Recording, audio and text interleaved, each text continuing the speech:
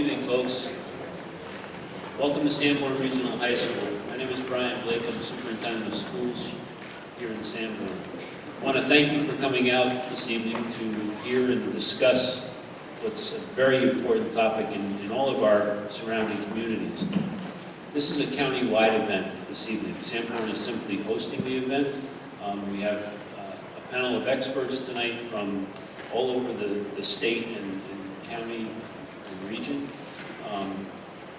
They're going to go through a presentation, and toward the end of that we'll have time for questions and answers. I do want to point out a few things. Facilities, bathrooms are out that door and around to the left. They're actually on the opposite side of this wall in back of us. Look around you for the nearest emergency exit in the event that the alarm goes off. There's exits toward the back, the side, and there are exits up here on the stage for the folks that are on the stage. And finally, I would ask that you please silence your cell phones out of respect for the speakers this evening. At this point, I would like to introduce Pam Santa Fe. Pam is the Regional Prevention Coordinator for the Greater Derry Public Health Network and the Community Prevention Collaborative. At this point, I'll turn things over to Pam. Thank you, Dr. Blake. This evening was put together by a number of groups. The topic at hand has raised a lot of interest, and every community was wanting to have some form of information night regarding the heroin epidemic.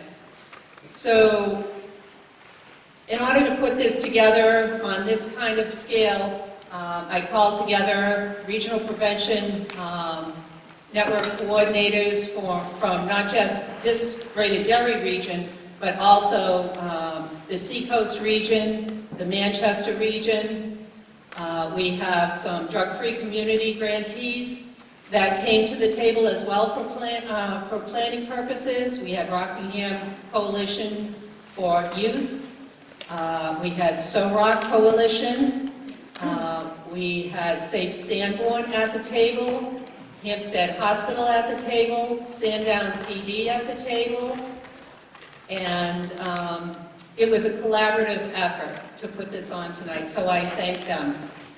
Tonight we're going to have a moderator that will take us through tonight's events. I've known him for a long time. He's been a great friend to this region for a long time. He worked here for a number of years, and now he's working as a program manager at the Merrimack County. And so tonight your moderator will be Rich Cram.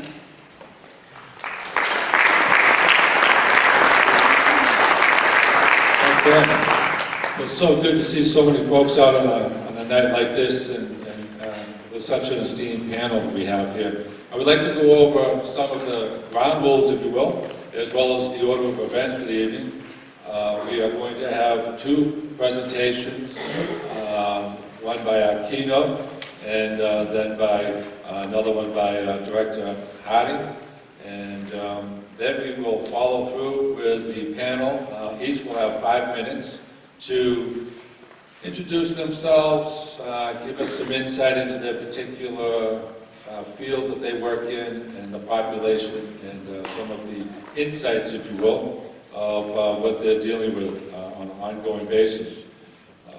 After that, we will look for the audience to have some questions for different panel members. I would encourage you, as we are videotaping and this, to come up to the designated microphones here in the center aisle, speak into the microphones with your question, and make sure you direct your question to the particular panelist that you are wanting to have answer that. If it's an open-ended, then maybe one of the panelists will choose on their own, but I would encourage you to direct your questions to the panelists themselves. If those of you who are not comfortable coming up to the microphones, we have some ushers, I believe, that will be walking around with index cards that would be available, and I would encourage you, again, to write your questions down, and again, direct them to the panelists. So when I am able to read your question, I can then direct it to the panelists that you're looking for. We are time tasked tonight to a 2-hour segment. We're starting about 10 past, so we will end tonight at 10 past, and there will be no breaks. We're going to go straight through.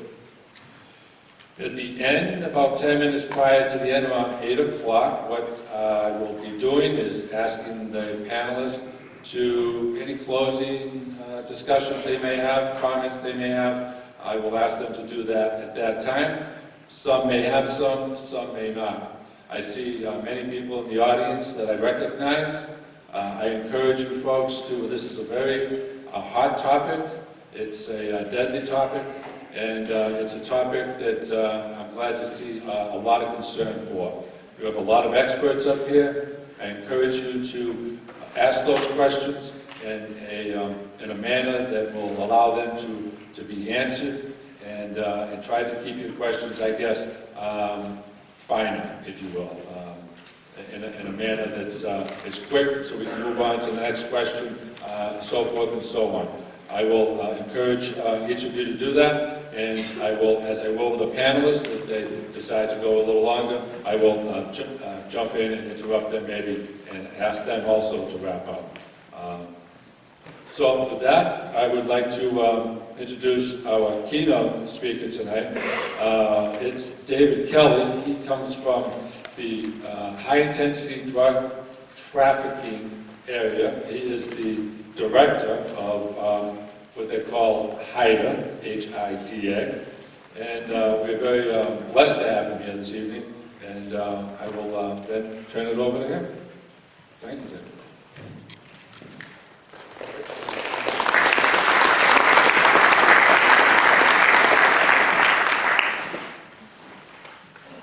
Well, good evening, ladies and gentlemen, and thank you for that introduction, Rich. He promoted me already. I'm the deputy director, not the director, but that's fine. I'll take that title for the time being. I want to thank each and every one of you for joining us this evening on what undoubtedly is probably one of the most important issues that we have faced, that we are continuing to face as a community, as a state, as a nation. I also want to thank our distinguished panel for joining us this evening, and most particularly for inviting me to participate in this event. Ladies and gentlemen, I've been asked to speak a little bit in my capacity as the Deputy Director of the High Intensity Drug Trafficking Area Program. I'll speak a little bit more about what that is and what it's about for those of you that may not be familiar with it when we go through the panel session. But I've been asked to frame the issue tonight, and the issue is very simply heroin in Rockingham County. And so with that, ladies and gentlemen, I'm here to deliver a message this evening, a very sobering message, unfortunately, as you well know. And if you don't know, and if you're not intimately familiar, which sadly many in this room are, I hope that at the end of tonight you'll be more aware of the dilemma that we face. And I hope that this message that I'm going to deliver tonight will resonate with each and every person in this room. And it's my hope, my further hope, that this message will reach out to the community at large, that they'll understand the dilemma that we all face. And when I say we all, I mean the community at large. It doesn't matter. It doesn't matter what element of the community you're in. It doesn't matter if you're in law enforcement. It doesn't matter if you're in treatment prevention. It doesn't matter if you're just a community member, a mother or father. We're all dramatically affected by this. It's a message about a threat. It's a very real threat. It's a threat that we cannot ignore in the hope that it'll go away someday. It will not. It will not go away without a clear understanding and without community intervention at all levels. And the message is very simply this: the heroin epidemic in New Hampshire has not spared Rockingham County. nor has it spared the town of Kingston. Abuse of heroin is widespread, and the drug is cheaper and more potent than ever before. We know that heroin is increasingly preceded by the abuse of controlled prescription opioids, pain medication. In fact, controlled prescription opioids and heroin are viewed as a combined opiate threat. No longer can we really talk about the threat of one and not the other. And that is the cyclical problem that we're dealing with. For a number of years now, the cities and towns of Rockingham County have been plagued by the harmful effects of heroin and controlled opioids, trafficking and abuse. And ladies and gentlemen, most importantly, you must, if there's nothing else that happens here tonight, you must understand that this plague, this epidemic, knows no boundaries. It does not recognize geography, social or economic status, race or gender, young or old. It is an equal opportunity threat that we face.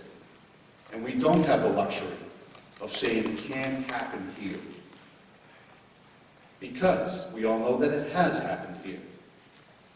I would invite every one of you tonight, at some point in time, look to your left, look to your right, look in front of you, look behind you, and you are more than likely going to see a face of someone that's been intimately involved, intimately affected and familiar with this epidemic. Now, despite continuing efforts of law enforcement, drugs flow freely across this county border, facilitated by interstate highways that serve as drug pipelines, and prompted and delivered by those that seek to profit from the misery of others. And these people are smart. They're business people at the larger levels. And they're focused. We have to be smarter and we have to be more focused than they are. And that is the challenge. The New England High Intensity Drug Trafficking Area Program puts together an annual drug assessment for the New England area and specific counties each and every year. And the threat assessment most recently noted that the overall drug threat to Rockingham County increased this past year. The abuse of opiates, primarily heroin and controlled prescription opioids, remains the most significant drug threat to this county, according to local, state, federal, and public health officials. Regional treatment admissions for opiates here in New Hampshire continue to be among the highest in the nation. And you'll hear this repeated time and time again. You've read about it, you've heard about it perhaps, and you'll certainly hear about it tonight. Controlled prescription opioid addiction has fueled the heroin epidemic in the region. I'm going to repeat that. Controlled prescription opioid addiction has fueled and is continuing to fuel the heroin epidemic in this region. A rising number have switched from abusing heroin due to greater affordability and widespread availability of this drug. No other drug is rising at such a rate. Statistical data will tell us. It reveals that the rate of heroin is 19 times higher among former controlled prescription drug abusers. The statistics also tell us that 80% of 4 out of 5 new heroin users were controlled prescription drug abusers. And that is not to say that everyone that ingests a controlled prescription medication, pain medication, is going to be an addict or is going to turn to heroin. Yet this is a very dangerous combination. Of great concern is that many of the addicts who are switching from pharmaceutical opiates to heroin are young adults and teenagers. Many who begin smoking or snorting heroin but inevitably resort to injecting the drug. These are our children. These are our family. These are our friends. These are our co-workers. And they are at great risk. The Office of National Drug Control Policy, from which under the HIDTA program emanates, reports that prescription drug abuse and the relationship to the heroin problem is the nation's fastest growing drug problem, and has been classified as an epidemic by the Centers for Disease and Control and Prevention. The rise of prescription opiate abuse is rooted in multiple contributing factors. It answers the question, how did we get here? There is a low perception of risk with prescription pain medication. There is an ease of accessibility, although gladly that is tightening. And the entrenched social norm, the perception that no one should be in pain and that there's a pill to fix everything. That mindset has to change. Increased availability of prescription opiates through valid prescriptions or illicit access is leading to greater levels of addiction. Some would be addicted, substitute or supplement medications with heroin because it is less expensive. It gives the same effect in many ways and contributes to the progression of their addiction. I don't think you'd be surprised to hear that countless studies have revealed that heroin is one of the most dangerous and addictive drugs on the illicit drug market. Sadly, though, even though the drug dangers are known, or at least you've heard about them, and many facts are well known, it is on the rise in many communities in Rockingham County. Evidence of heroin's reemergence and probable correlation with prescription drug abuse is also apparent in the rise in the number of individuals seeking treatment for prescription opiate and heroin use disorders. In the last 10 years, the number of people admitted to state-funded treatment programs rose by 90% for heroin use and by 500% for prescription opiate abuse. The sharpest increase being between 2012 and 2013. You should know that heroin, unlike prescription pain medication, is not regulated. So people who use it cannot be certain of the quality, the dosage, or any harmful ingredients that are added, like fentanyl, an adulterant that is 80 times more potent than heroin. This increases the risk of overdose and death dramatically. In fact, heroin's greatest claim to fame, the greatest toll, is the number of deaths attributable to the drug. And sadly, as we know, Rockingham County is not immune to heroin and drug overdose deaths. According to the New Hampshire Medical Examiner's Office, drug-related deaths in New Hampshire have increased consistently over the past 15 years, with the number of drug-related deaths more than tripling since 2000.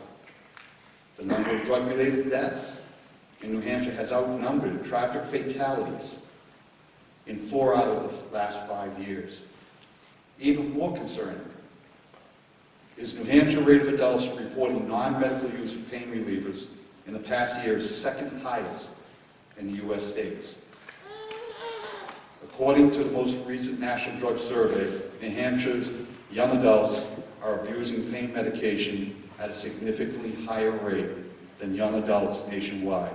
New Hampshire is 16.7%, with the nation at large at 11.9%. In 2011, the number of drug-related deaths in New Hampshire totaled 200, and that was a first since this data was first collected. The number of deaths represents an increase of over 300% now since 2000. Data from the last 4 years shows a steady increase in heroin-related deaths nationwide and in statewide. In New Hampshire in 2010, there were 13 heroin-related deaths. In 2011, there were 42, 38 in 2012. 70 persons died in 2013 across the state. And in 2014, the latest figures show that there are 55 heroin deaths, yet there are 70 deaths still waiting final determination by the medical examiner's office. And undoubtedly, some of those will be drug-related deaths. It should be noted, though, If you're looking back from 1993 to 2007, it was on average about 10 heroin deaths a year. So the facts and figures speak for themselves that this is a dangerous resurgence of this drug that we should all be aware of. However, this is what I really want to drive home for all. We've all been in this position at one point in time in our lives that when it comes to heroin, there's a popular notion that it's somebody in a dark alley shooting up with a needle. There's a perception that it's a dirty drug, an inner city problem. It's something that others do and not us. And this mindset can keep parents, can keep friends from talking to young people and people they're close to, and keeps a lot of people from being truly aware of how widespread this problem is.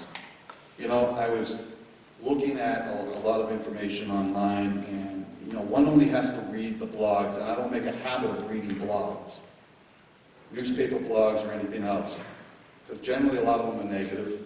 Some of them are very, very good, and a lot of them have a lot of feeling involved, but reading the blog at the end of some of these news articles regarding the heroin problem and epidemic, if you really just want to see how out of touch some people really are about the problem, take a look at some of those blogs. Not all of them, but some of them. And people don't regard heroin as taboo anymore.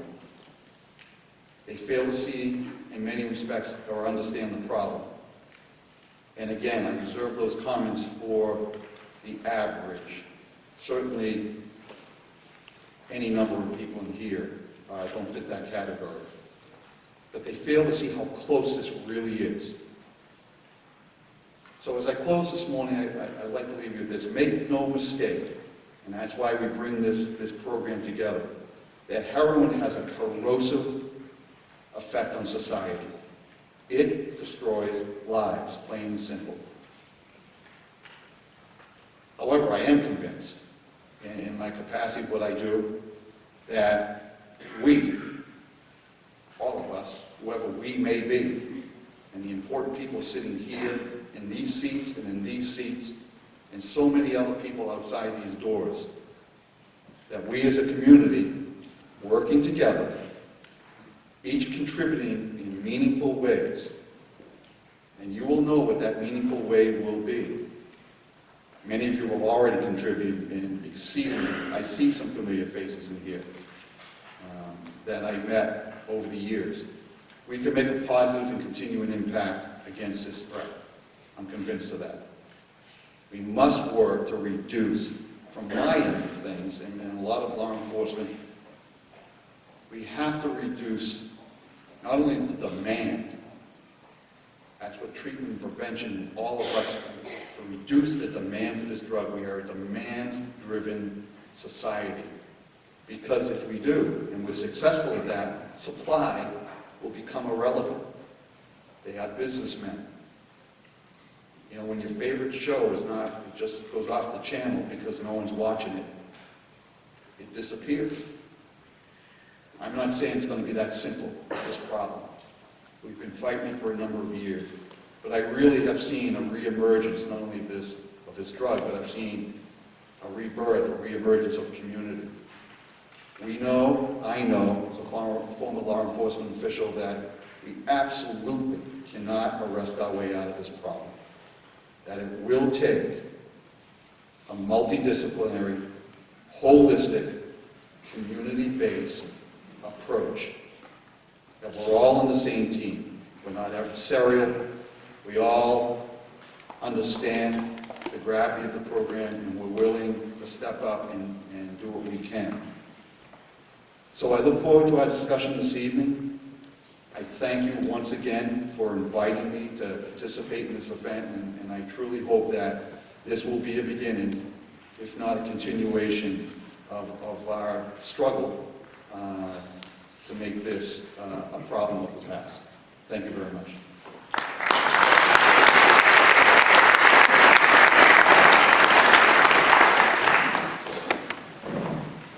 Thank you, Deputy Director. Make it rich. Kelly. I was trying to give you promotion there, but I guess you can wait for that.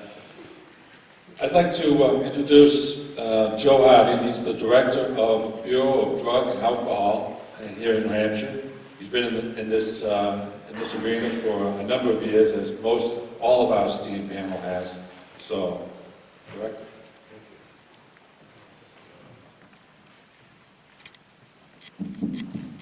People hear me all right? So, I want to thank Director Kelly. It was unfortunately very good information about a very bad issue that's affecting everyone in this county and the state and really across the country. Before I get into some of the information that I've put together, some of you may have heard this. I heard these statistics on ABC News the other night, and maybe you heard it too, but there's more prescriptions written in the United States every year than there are for every man, woman, and child in the country. So can you imagine that? What's there, 250 million people in the country? And that the other statistic that was very alarming was they indicated that anybody who had been prescribed, working all right? Yeah. Anybody who had been prescribed had been using a prescription for more than 30 days, 70% of those people were still using prescription narcotics 2 years later. That's another unbelievable statistic. So I want to provide some information. I represent the Bureau of Drug and Alcohol Services at the New Hampshire Department of Health and Human Services. My position also serves as the Executive Director there's a Governor's Commission on Alcohol and Drug Abuse Prevention, Treatment, and Recovery in the state, and that's really consists of most of the state agency heads and legislators and public members and treatment providers and prevention providers and so on that are trying to develop strategies and initiatives to better address these issues. And even though we're here tonight to primarily talk about heroin, I think most people realize that most of the people that have been affected by heroin don't start with heroin. And most of the people affected by prescription drugs don't start with prescription drugs. Some do. But a lot of times it starts with alcohol, misuse of alcohol or marijuana, and then leading sometimes to prescription drugs and that sort of thing. So I wanted to give a little bit of a context. So we know there's about 100 to 120,000 people in the state currently right now that meet the criteria for a substance use disorder. We know there's about 5,000 convictions for impaired driving offenses every year, about 56 highway fatalities, you spoke a little bit about that, and about 40% of all highway fatalities are alcohol and drug related. As Director Kelly mentioned, there were 190 drug overdose deaths in 2013, and there were 70 of those were heroin, and they've increased incredibly over the last few years, and so we really are in an epidemic. As far as our treatment, my position oversees the state-funded treatment programs in the state. So back in 2003, a little over 10 years ago, prescription opioids accounted for 3% of all admissions to state-funded treatment programs, and heroin about 17%. In 2013, that number rose to 22% of all admissions for prescription drugs, and 26% of all admissions for heroin, for a total of opioids of 48%. So it's gone from 20% of admissions 10 years ago to almost 50% of admissions today. It's been overwhelming for the system, and we really haven't had the tools that we've needed to be able to address these issues. So I don't want to get into a lot of details on this, but one of the things that we do is supporting the regional public health networks. So Pam's position and the other, there's 13 regional coordinators across the state that are trying to facilitate within each region, bringing the public aware of these issues and how they're impacting your community and some things that you can do about it, and some things that can be done to prevent these problems from occurring. And then there are a number of school-based prevention programs that we have in place with student assistance program counselors trying to prevent these problems from occurring in the first place. And then we have 15 contracted treatment providers across the state. And most people who know anything about this issue know that our capacity to provide treatment for people that are affected is only a small fraction of the people that need treatment. So I mentioned earlier, there's between 100 and 120,000 people in the state that meet the criteria for a substance use disorder. We have the capacity to provide treatment for about 6,000 people per year. So that's about 5% of the people that meet that criteria.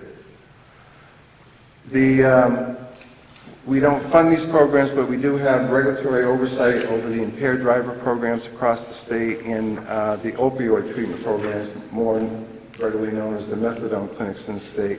And then we support a lot of training and technical assistance for providers to be able to utilize evidence-based practices in the work that they do, so that we know that the money being spent or the efforts being put forth are for services that are well-grounded and effective. So, Director Kelly talked a lot about the impact of these issues on the state. We have some of the highest rates of misuse of alcohol and marijuana and prescription drugs in the country. Matter of fact, the Northeast overall, it has some of the highest rates in the country, including for prescription drugs. And that what we're trying to do is follow an outline, a public health model. So all of the law enforcement efforts are very important to our addressing the misuse of alcohol and drugs overall. But what we're trying to do is put in place a comprehensive approach that looks at prevention, early intervention, treatment, and recovery. And because, once somebody's addicted to heroin, it's really trying to address the issue after the horse has left the barn. We want to prevent these problems from happening in the first place. So some of the work that Pam and some of the other regional coordinators are doing are at a population level, so public awareness events, but it's also around prescribing practices for physicians so that they use safe prescribing practices so that we're not doing things that are putting fuel on these issues, and things like a prescription drug monitoring program. So we've just gotten that up and running recently. So if somebody comes in to see their doctor and their doctor suspects that they might be just chasing down trying to get a prescription, they can check to see if they've gotten prescriptions filled by other doctors or other pharmacies. And so that's an important tool that we now have at our disposal. But it's things like safe storage and disposal, so that if people are prescribed these drugs legitimately, that they're storing them safely so that the kids don't have access to them and they're not leaving them in their medicine cabinet, so that there's safe ways to dispose of these drugs so, again, kids don't get access and start misusing them. And then we're trying to, so those are some of the, and then some of the prevention work is also student assistance program counselors and other kinds of prevention programming in schools. And our prevention program is really targeting those groups that we know are at risk. So we know there's certain populations that are at risk. We know that kids that are coming from homes where there's the misuse of alcohol and drugs, or serious mental health problems, or if youth are involved with the criminal justice system, youth in general are at risk. And so, we really can target those particular groups, be very focused on how we target those groups to try to prevent these problems from occurring in the first place.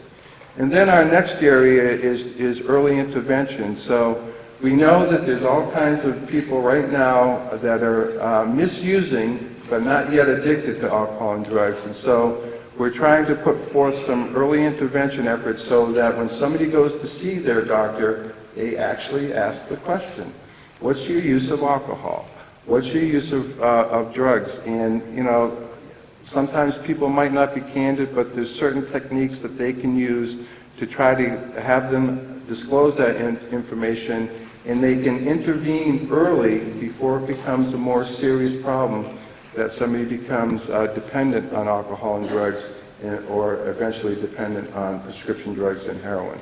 And then, of course, we do need treatment services for those folks that actually have become addicted. And we know that in this state that the misuse of alcohol and drugs costs the state $1.84 billion a year. That's B. And I have to always think about that. That's $1,840 million that it's costing New Hampshire every year. And for a small fraction of that, we could do an effective job in addressing this misuse. So, and then the last piece of this comprehensive approach is recovery support services, because we know, we've learned through experience that you can't send somebody that's dependent on heroin through the treatment car wash and expect them to come out the other end, that they're never going to have a problem again after they've been in this program for 28 days. It's just not going to work. And so there needs to be continued long-term support in place. And a very effective way to do that is with recovery support services. And many of those are people in recovery themselves with lived experience that can offer some guidance and support to people that are in the early recovery process. They get them connected to local meetings in their area and get them grounded in their recovery so that they can be successful in their recovery. So that's kind of an outline of our approach to addressing these issues. Now, so then the question becomes, well, how are you going to do that? And what resources do you have to do that? And how does that work? And so that gets back to, we've had very, very limited capacity. That's that 5% of capacity to be able to provide treatment services for those that are addicted in the state. Well, there's lots of things happening at the federal and state level to change that equation. And part of it is that there's now parity requirements under health care law. And so that with private insurance plans or state Medicaid or the state health protection program are now required to cover alcohol and drug problems. Now, some of the plans in the private sector, we're not quite sure how well they're going to do that, and we need to really take a close look at that. But the state of New Hampshire has put forward just last year, and it was just started on August 15th, the New Hampshire Health Protection Program. That program will offer a comprehensive array of substance use disorders services for people that are addicted to alcohol and drugs. Things like outpatient services, intensive outpatient services, residential treatment services, and all important to addressing this issue is some withdrawal management and medication-assisted treatment, because a lot of the times people can't stand the terrible symptoms that occur when they're withdrawing from opioids, and so they need some support. Some folks need some support to be able to get them through that process. So this is giving us much more tools. And so now we talk about, we have this comprehensive strategy. We have some benefits that are now going to be available to pay for these services. Now the problem is we don't have the services. We don't have the capacity in the community to do this work. Matter of fact, some of these health insurance benefits that are becoming available really will allow us to be able to reallocate some of our resources for prevention and early intervention so we can try to get ahead of this a little bit.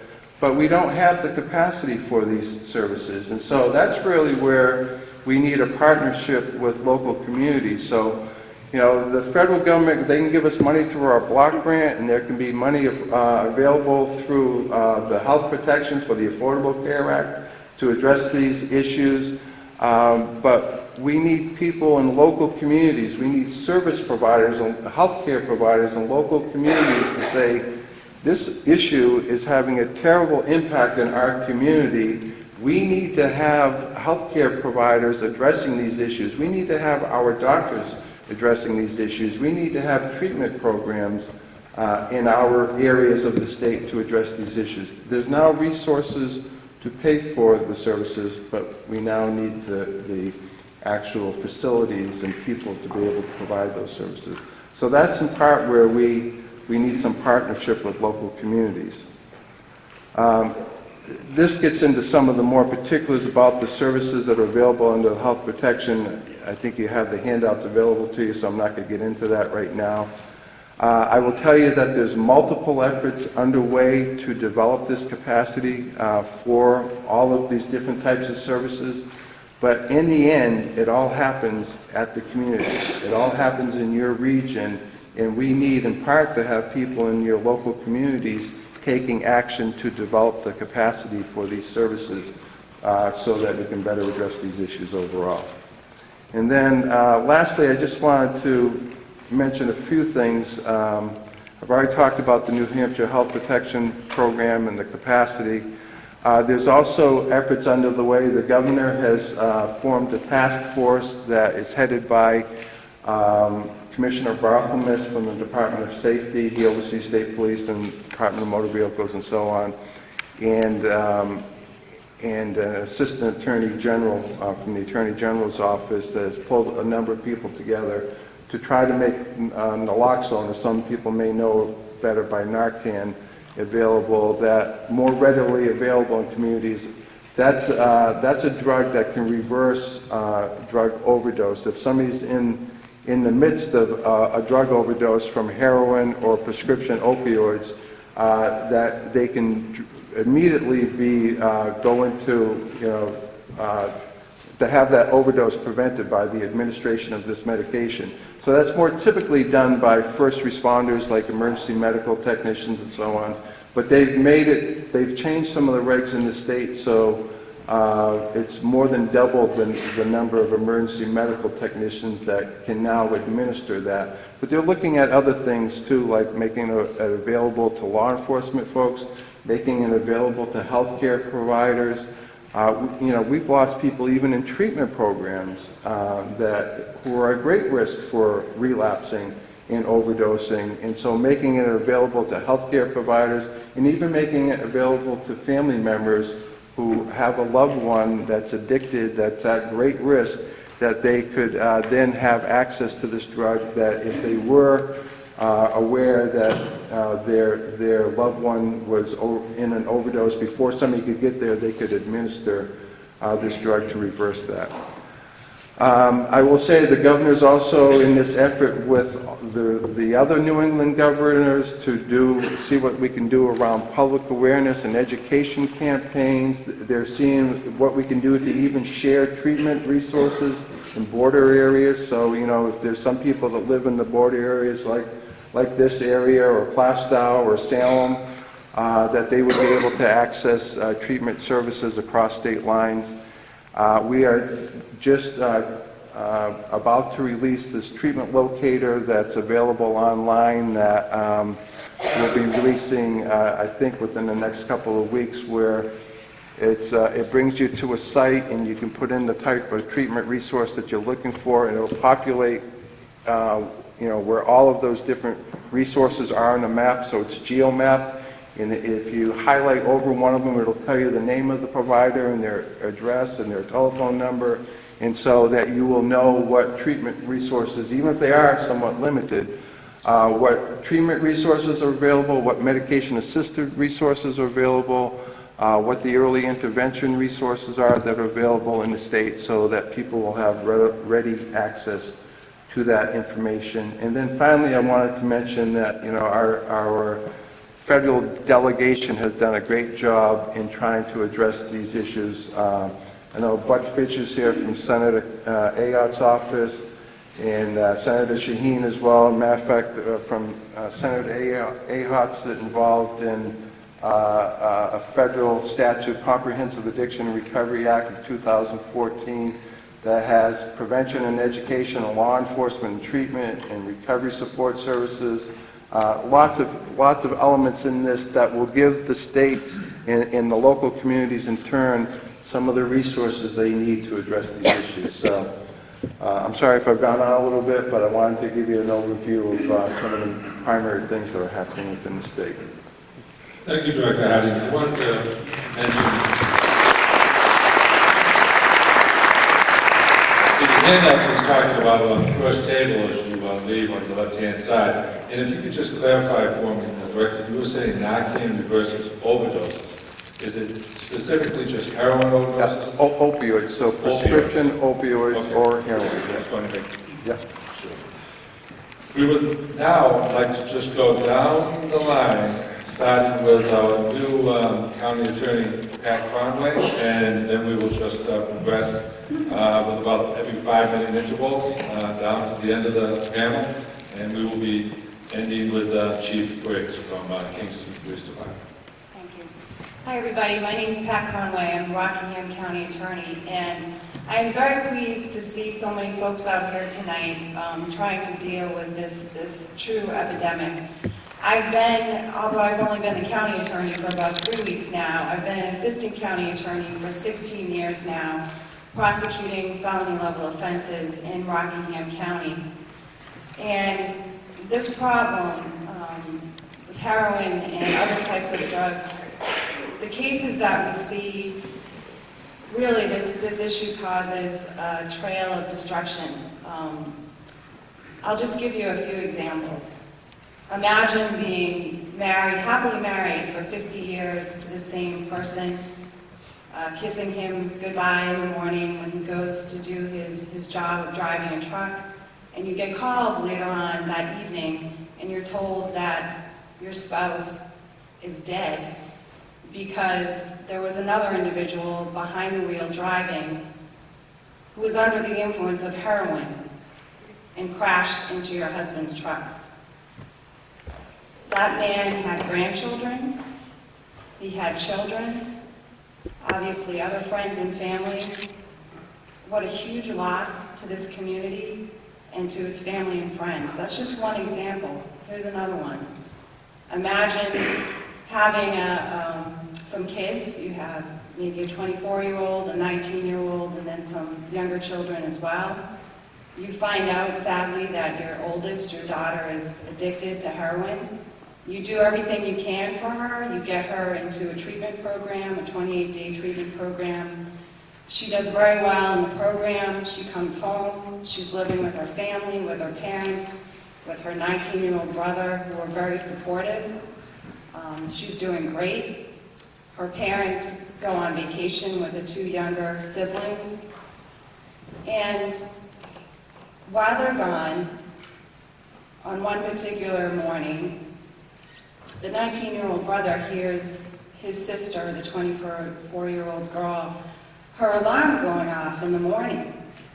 And she doesn't stop it from going off. And he's thinking, geez, why doesn't my sister shut this alarm off? This is really annoying. So he gets up, he goes over to her bedroom, and he finds his sister dead on the floor because of a heroin overdose. That's the kind of devastation that we are dealing with in this community on a daily basis. It's unbelievable how much destruction this drug causes. From my perspective in prosecuting cases for 16 years, we see drug-related offenses, we see negligent homicides, manslaughter cases, sale of a controlled drug with death resulting, which is when a person sells heroin or another drug to an individual and that person then overdoses and dies. The second scenario that I gave you was a case that I prosecuted, a sale of a controlled drug case with death resulting. The woman who sold the heroin to that young lady was a heroin addict herself. She wasn't a big-time dealer. She wasn't profiting. She was selling drugs to support her own habit. And this woman, who's middle-aged, is now in prison for a very long time. And of course, that affects her family as well and the community as well. But it's not just those drug-related offenses like possession of a controlled drug, sale, negligent homicide. It's all the other cases we see as well. Domestic violence, sexual assaults. Most of the cases that we see, I say probably at least 75% are somehow touched by drug use or alcohol use. So this is a true epidemic, and that's why I'm very happy to see everyone here in the community to come together and battle this issue. One of the things that we are trying to do at the County Attorney's Office to address this issue is to support alternative sentencing programs. Unfortunately, when we see people, we're at the Superior Court level, the felony level, so when we see folks who are addicted to drugs, it's normally someone who's a hardcore addict, someone who has been addicted to heroin or to a particular drug for years and years. Someone who's been arrested repeatedly, someone who's been in and out of jail, someone who has been on probation but continues to use. We're talking about hardcore addicts. This is costing our community millions of dollars because we are incarcerating these folks, but we're not addressing the underlying issue. We're not addressing the addiction. So when this person gets out of jail or gets out of prison, they commit another criminal offense, such as theft, such as a burglary, and they do it to support their habit, and it's a vicious cycle. We want to reduce crime, we want to reduce recidivism, and the only way we're going to do that is by addressing the underlying issue. So what we are doing in the County Attorney's Office is supporting alternative sentencing programs such as drug court. We have a drug court in Rockingham County. It has been up and running for about 3 years now. The first 3 years were funded by a federal grant.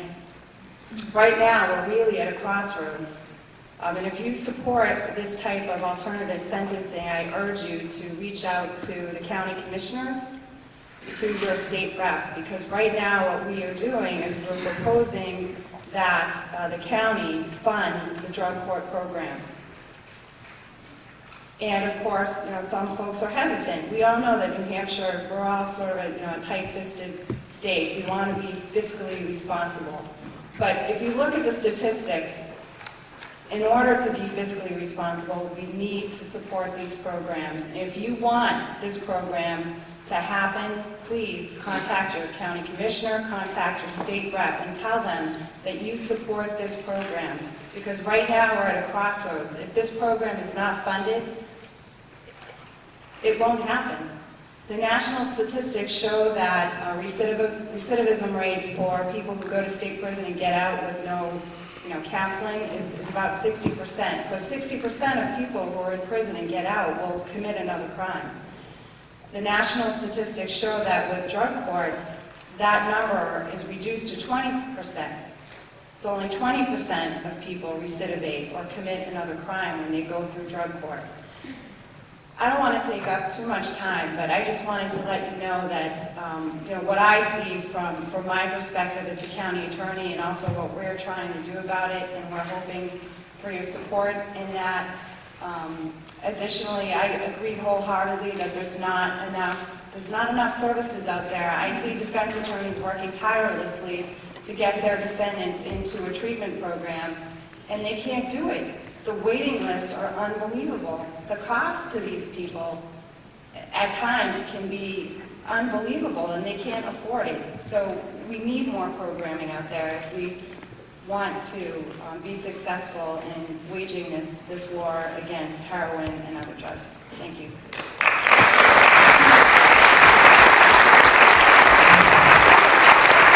Thank you, Attorney Conway. I would want to mention there is on your handouts, on one of the pages, is a questionnaire. We'd encourage you to fill that questionnaire out and drop it off on the table, the first table as you leave tonight. That would be appreciated. I'd like to move along and thank the members for holding to our time limits. And I'll probably stand up here. It is not because I know the next presenter, but it is so that I can just maybe potentially ask some questions as we go. The next presenter, Tim Lena, is somebody that most folks in this area know, and works at a high school and does some amazing work with the youth in this area and a number of different factions. So I'll allow Tim to introduce himself a little bit more. Thank you, Rich. And thank you all for coming this evening for this very important issue. And certainly the panelists here, thank you so much for being willing to address our community here. I'm just very mindful of how many of us have been personally touched by a loss of heroin, and I'd just like to take just a moment of my time to kind of give honor to those we've lost to this addiction. And just a moment of silence.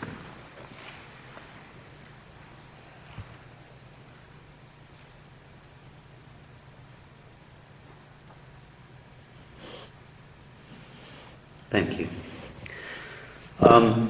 What I'd like to do is share a little bit of the good news. There is programming out there that has been shown to be effective at reducing substance use.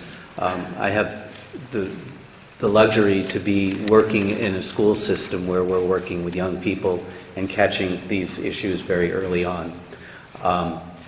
Director Harding was talking about student assistance programs, the fact that the state is funding a number of programs.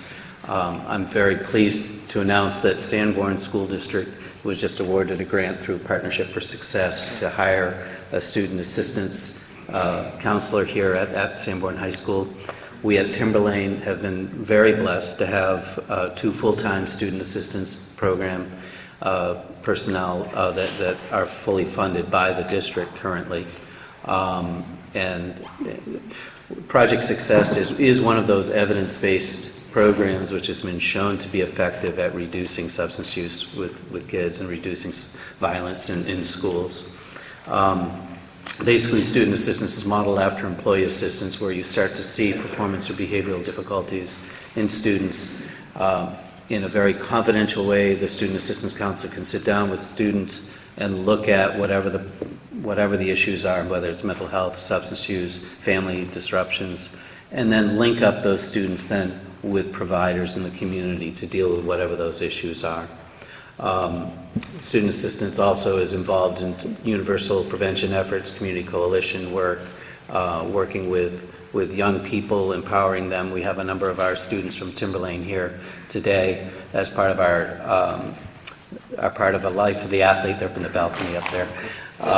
Life of the Athlete program and our peer outreach program. I'll talk a little bit about Life of an Athlete in a minute. But Project Success is one of those programs which I think is greatly needed across the state, and I know that has been a strong mission of the Bureau to start funding more, to help put some seed money so schools can start to see the value of that. And hopefully local communities then will step up and begin to fund those programs themselves, because it's greatly needed, catching these kids early and providing them access to treatment. Some other prevention programs that we have that have been really shown in the research to be very effective at reducing substance use and violence is our Olveus Bullying Prevention Program. Obviously, bullying is a big issue in the media right now. We know how it impacts our youth in terms of feeling safe and secure in schools, but it also leads youth to, when they're being victimized, to want to cope with that. And alcohol and drugs can be a logical way that they choose to cope. So providing structures in schools where students can find safe ways to report, where bystanders can step up and say, not here, not in my school, we don't treat each other this way, and it makes a huge difference. Another program that we've been implementing at the Timberlane schools, a number of our elementary school teachers have implemented what's called the Good Behavior Game. Good Behavior Game basically is a classroom management tool where you create teams of students competing for the least number of disruptive behaviors in the class. And they get kind of a wacky little prize that takes 30 seconds of tapping a pencil or doing something goofy that might be an ordinary disruptive behavior, and they're, quote, rewarded with that. But the spirit of competition that the kids have and the self-monitoring, the teacher can go on teaching their lesson, and it gives them more time on task teaching the lesson. But what it does is it teaches self-regulation. When students have received this particular intervention in first grade, the dramatic number of reduction in substance use throughout the lifespan is amazing in the research. So we are teaching the child self-regulation. There's a time to do things, a time not to do things. It's on and off. Right now there's very little impulse controls. It feels good, we do it, in our society. But this self-regulation that they learn through the good behavior game is really shown in the research to be very effective. So we certainly like to continue to promote that. The Life of an Athlete program is really getting at changing the culture among our athletes and the climate among our athletes who are seen as leaders in our school district. A lot of people look up to the athletes as leaders. And it looks at all sorts of lifestyle decisions from diet to exercise to sleep to, but one of the key pieces of this is looking at how alcohol and drugs affects performance.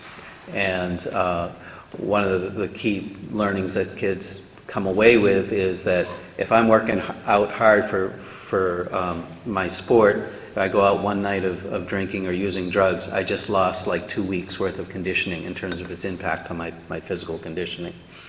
So changing that norm where athletes now will step up and say, you know what, not on my team, you got to be the very best you can be. We're not going out to party after this win today. We're going to continue to win and make healthier choices as a team. And certainly, Drew, if you want to come down and speak at the mic at some point during the public comment about your perception of it, that would be great. But one of the things that I think is the greatest testament to the effectiveness of this program is I have some of our coolest athlete kids come up to me and say, for the first time, it's cool to be alcohol and drug free. That's very acceptable and it's cool. In the past it was like if you're not using and partying after the game, hey, what's the matter with you? Now it's really cool, and I think that's great. Sorry. Moving along. It's one of the other, some of the other strategies that we've been using curriculum-wise is life skills training at our middle school, which is again an evidence-based program showing to reduce substance use.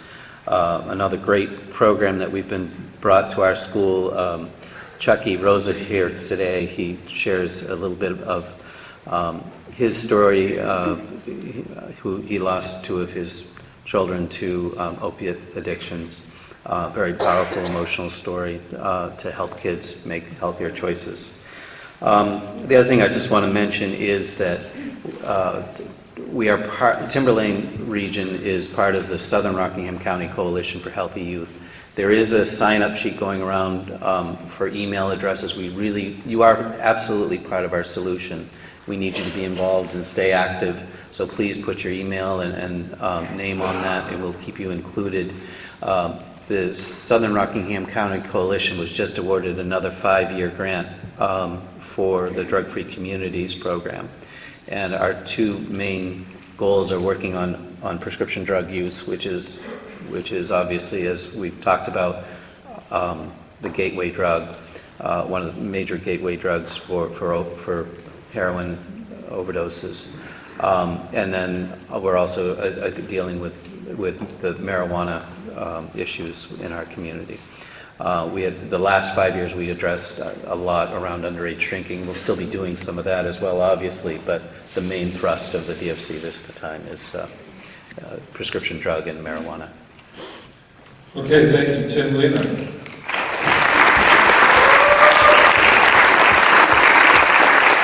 As you can see, a lot of us have a hard time keeping our comments limited because of our advocacy.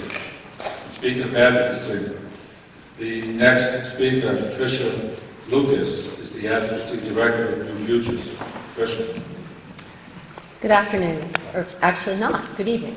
My name is Tricia Lucas. I'm the Advocacy Director at New Futures. New Futures is a nonpartisan, nonprofit organization that works in Concord largely to educate and collaborate around changes in the laws related to alcohol and other drugs to try to reduce alcohol and other drug problems in the state. And we don't deliver services, but I think the thing that I'm here for tonight is to talk to you about the power of your voice and your stories.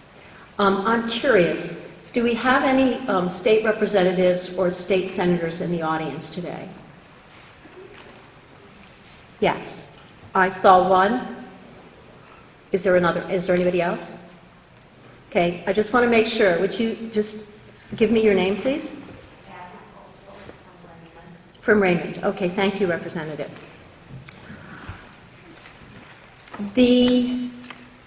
Another question for the audience. How many people in the audience have yourselves or know somebody who struggled to find treatment for somebody in need of treatment for any problem related to drugs or alcohol?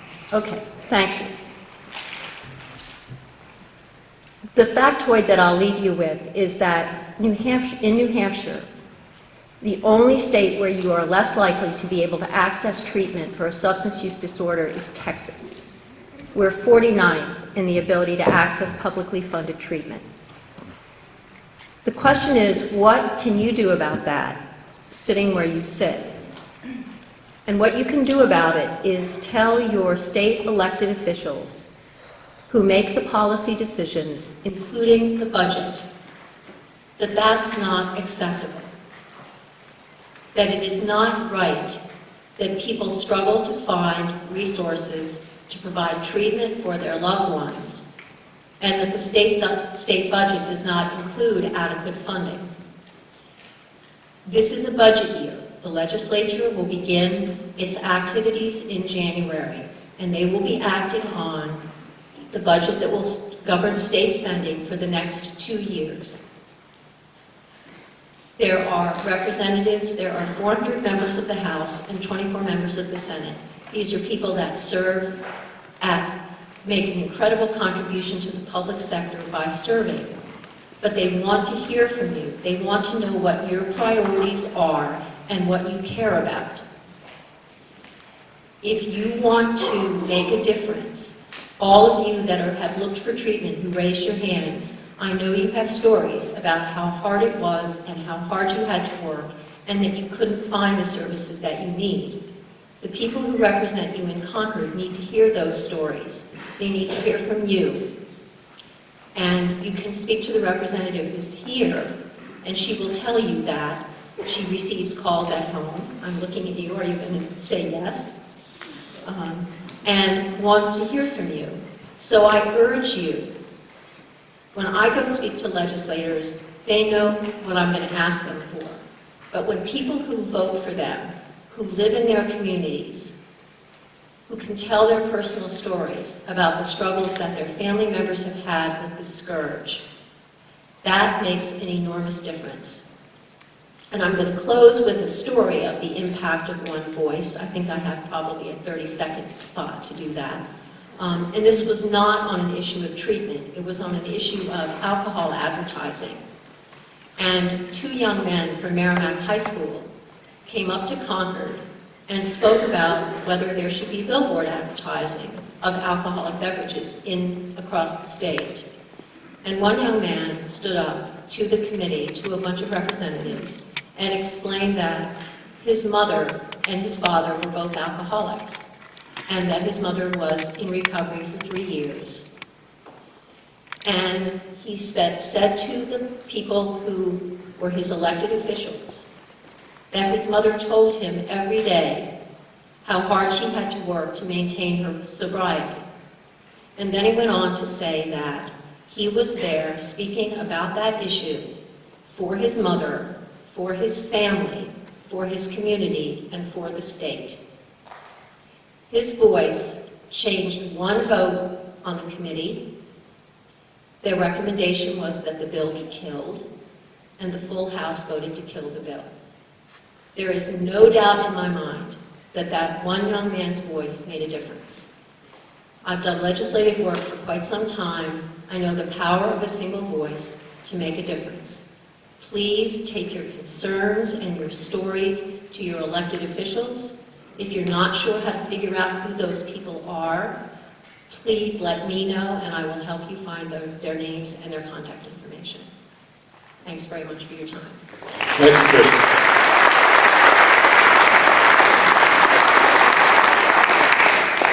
What I believe I heard was for folks to get out and do, as the Deputy Director said earlier, grassroots you folks are the ones who are making the change. Not only talk to your representatives, but potentially do something as maybe the next speaker, Eric Spofford, founder and CEO of Granite House, a men's sober living house, has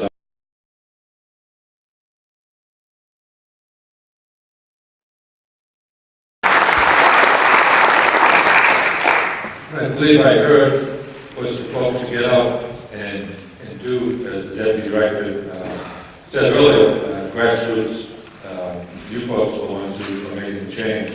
Not only talk to your representatives, but potentially do something as maybe the next speaker, Eric Swafford, founder and CEO of Granite House, a men's sober living house, has done and taken upon himself. So, Hey guys, my name's Eric Spofford. I'm from the Granite House. We're in an extended care sober living program for 18 to 35-year-old men. We're located in downtown Derry, New Hampshire at 35 West Broadway. You know, we treat young fellas, which... Just put that a little closer. Sure. Yeah. Is that better? That's good? Yep. We treat young guys, and 95% of the people that we see are opiate addicts, either prescription medication or have graduated into heroin, snorting, sniffing, smoking or shooting it, one way or the other. I also come here, you know, as a member of recovery. You know, I'm a treatment professional. I started the Granite House in October 2008. You know, with a little 11-bed sober house with the help of my father. I lived in the back for a year and a half, helping guys get sober. And since then, it's grown into a comprehensive program. We have 4 master's level clinicians, psychiatrists, psychiatric nurse practitioner, 24-hour round-the-clock staff, case management, 12-step immersion, adventure-based therapy. It's a good place. It's grown exponentially. It's nationally recognized. We get guys from all over the place. But more importantly than any of that, you know, I was one of those guys. You know, we're sitting here talking, and we're talking about the statistic, right? The guy, and it's all great information. It's an honor to sit here with such professionals that know their expertise all so well, but it was my personal experience. You know, I'm 29, I'll be 30 in a couple months, and in 1999, OxyContin started making a strong push onto the market. It was marketed and produced by a company named Pharma-Purdue. It was marketed that it was non-addictive, and as a young teenager that was partying and having a good old time, and I wouldn't shy away from a beer or a hit of weed or, you know, a Vicodin, which is an entirely different animal. You know, the day that I took my first OxyContin, I had no idea that I was taking pharmaceutical-grade heroin, and because that's all it is. And very quickly, by the time I was 16, I was an IV heroin addict. And by the time I was 17, I sought help for the first time. And as you've heard over and over again with the people that have already spoken, that it's not easy out there. You know, you'd think that most of the time the assumption is that when you're a heroin addict and you finally get to a place of willingness that, okay, I want to change my life, I want to do better with myself, I'm going to pick up the phone and make the call, that there's going to be like this team of people that come and help you and this place to go and, you know, and all this stuff. And there's not. You know, you call most of the treatment centers in the state right now, which I do every day. I got a relationship with just about every single one of them. Besides guys coming into the Granite House, our phone rings off the hook 7 days a week. We answer the phone 8 a.m. till 10 p.m., working with families and addicted people, trying to get them help. And what you're going to hear from most of them is that you can have a 4 to 6 week waiting list for the state-funded programs. And for you know, other facilities, if you have commercial insurance or the ability to private pay, it absolutely opens up some more options. So I guess with the message that I'd like to leave you with tonight is a couple things. Just one, treatment does work. You know, our new county attorney here talked about the hardcore addicts that makes it over there to Brentwood, to the courthouse. I'm that guy. I've been in that courthouse. I am that hardcore addict. You know, And I was blessed enough to find the right path and the right help to be able to recreate my life. You know, I've been sober since December 7th of 2006. I just celebrated 8 years of continuous sobriety. And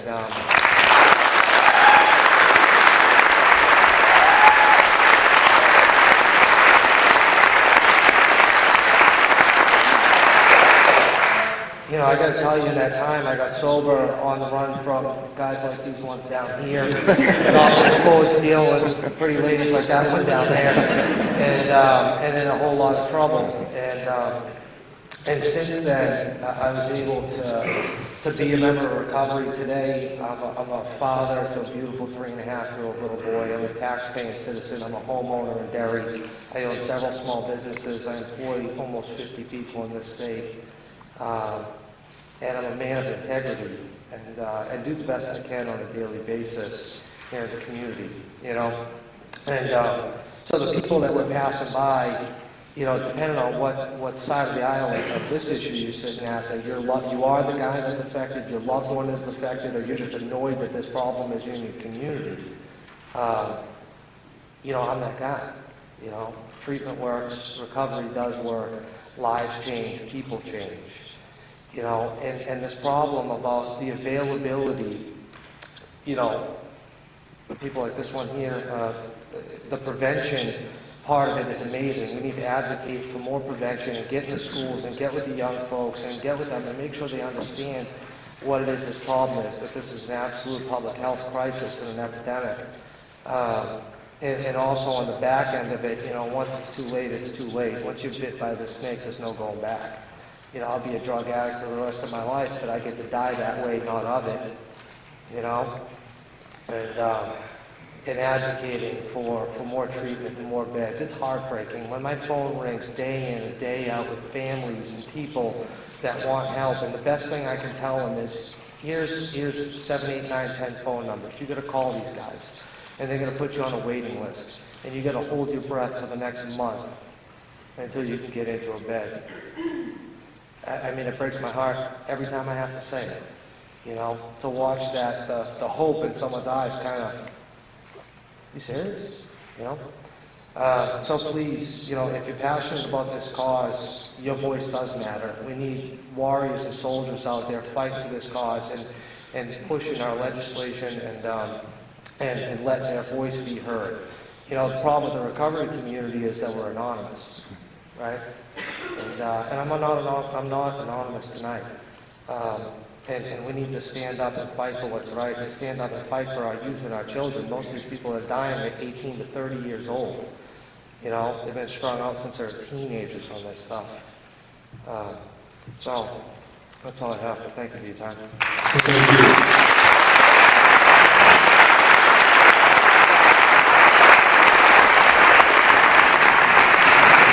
Like grassroots can make a difference. I would hate to ask how it's funded. It's a tough to fund programs like that at the grassroots level. We go from grassroots to the Hempstead Hospital, which is located right in our backyard. And next speaker, Dr. Patty Shea, I had the pleasure of knowing for a few years, and she's a clinical psychologist and the director of clinical operations at Hempstead Hospital. Thanks. Can you hear me? Sorry. First, just thank you, Dr. Blake, for hosting this tonight. This is great to have a place and see so many people from the community out here, and for Pam and Santa Fe for organizing and getting this going, because it is such an important issue. When I was asked to speak tonight around treatment and what it is we do at the hospital, one of the things that I wanted to do first was really to ask some of the people that are in treatment with us and in early recovery, what would they like to communicate to you if they were here tonight? So I have some individuals, some of the things that they said, and I just wanted to read them out to you so that you understand from their perspective what they'd like you to know about recovery and about addiction from their perspective. First, addiction is not a choice. Relapse does not equal complete failure. Most people aren't doing opiates for fun. It starts out being fun, but then you wake up one day and know that you're physically dependent on it, and you end up doing it every day just to feel normal and live life. Know that addicts are not bad people. Addicts need to heal themselves. You can't fix them. Learn the early signs of addiction. One of the most common things our families do for us is to continue to enable our using without even realizing it. We will manipulate our loved ones in every way, shape, or form just to get high. Most of the time, just feel normal. The more active families are in understanding addiction, the more supportive they can be in recovery. I sometimes wish I had cancer because the stigma attached to this disease, addiction, is so horrid and it is hard for people to understand.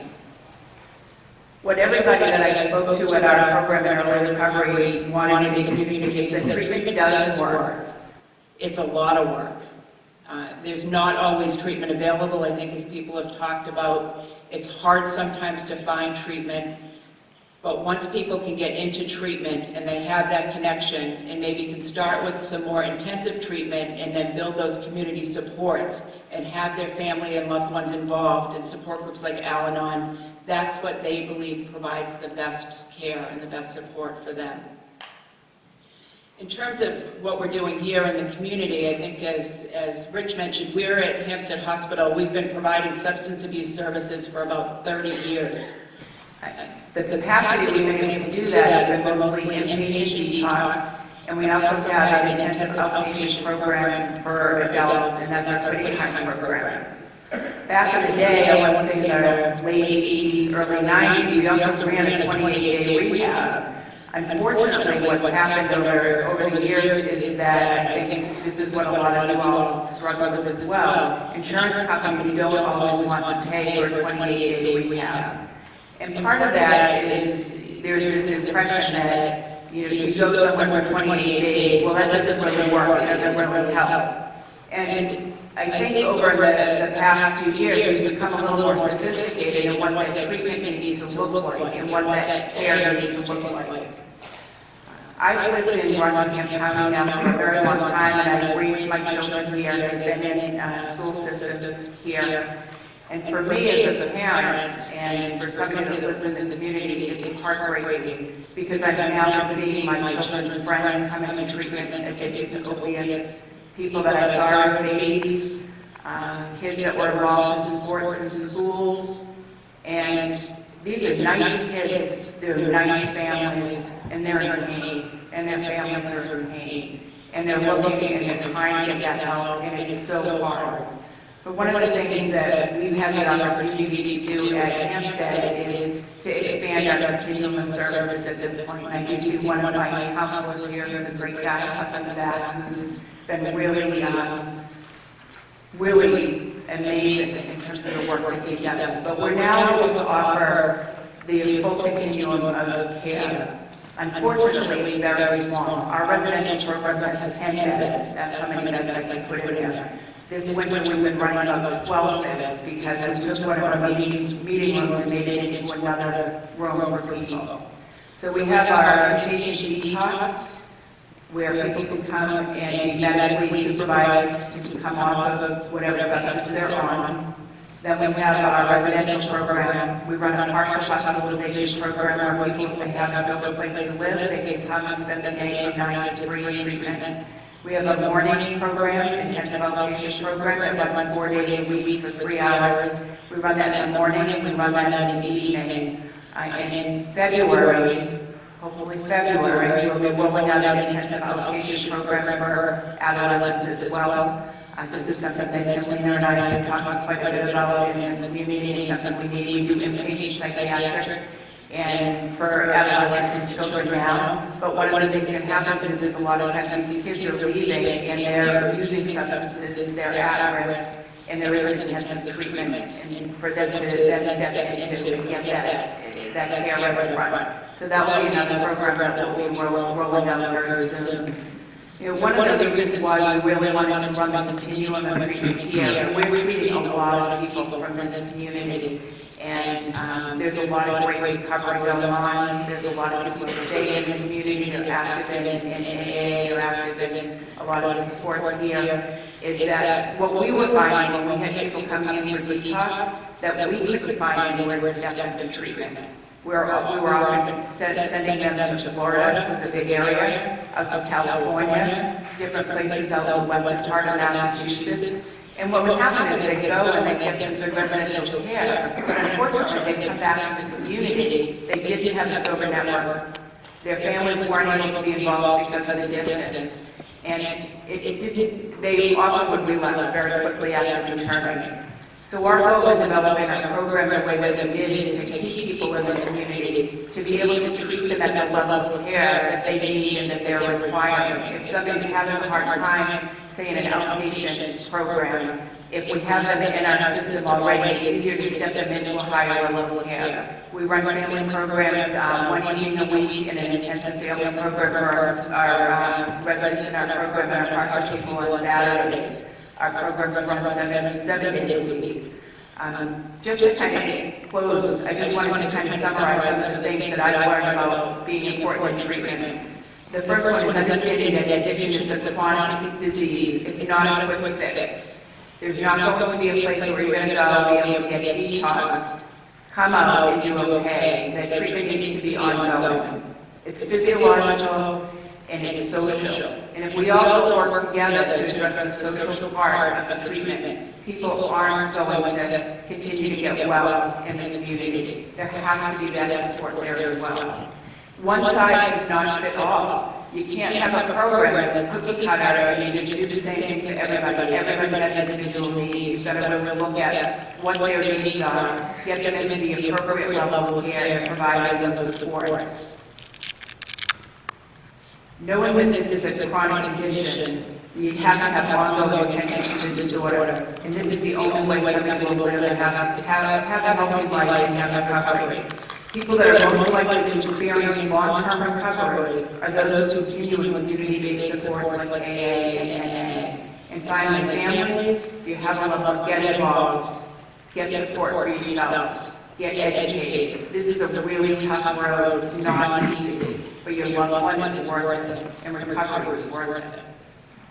Thank you.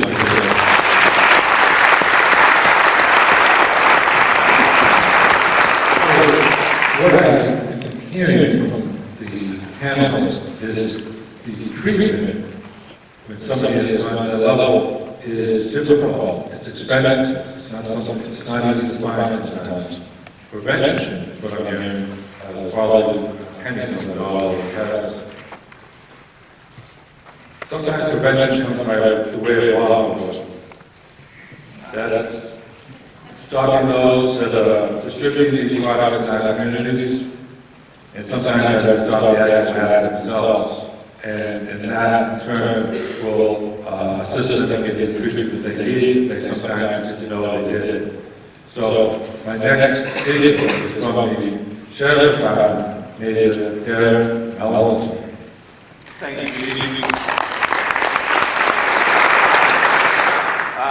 I noticed there's at least one other DARE officer in the audience. I started teaching DARE about 18 years ago. I only taught for 9 years.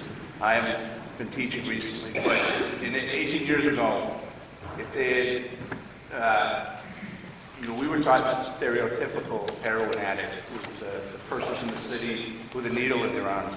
We've come 360. That's not the person that's addicted to the heroin or the opiates. It's anybody, it could be any one of us. Guys coming back from deployment with prescription, and before they know it, they can't control it anymore. Now they're addicted. Once the prescription runs out, they're on the street trying to find heroin because they're craving it so bad. Some of the things the sheriff does, or the sheriff's office does, is we transport these people to and from court.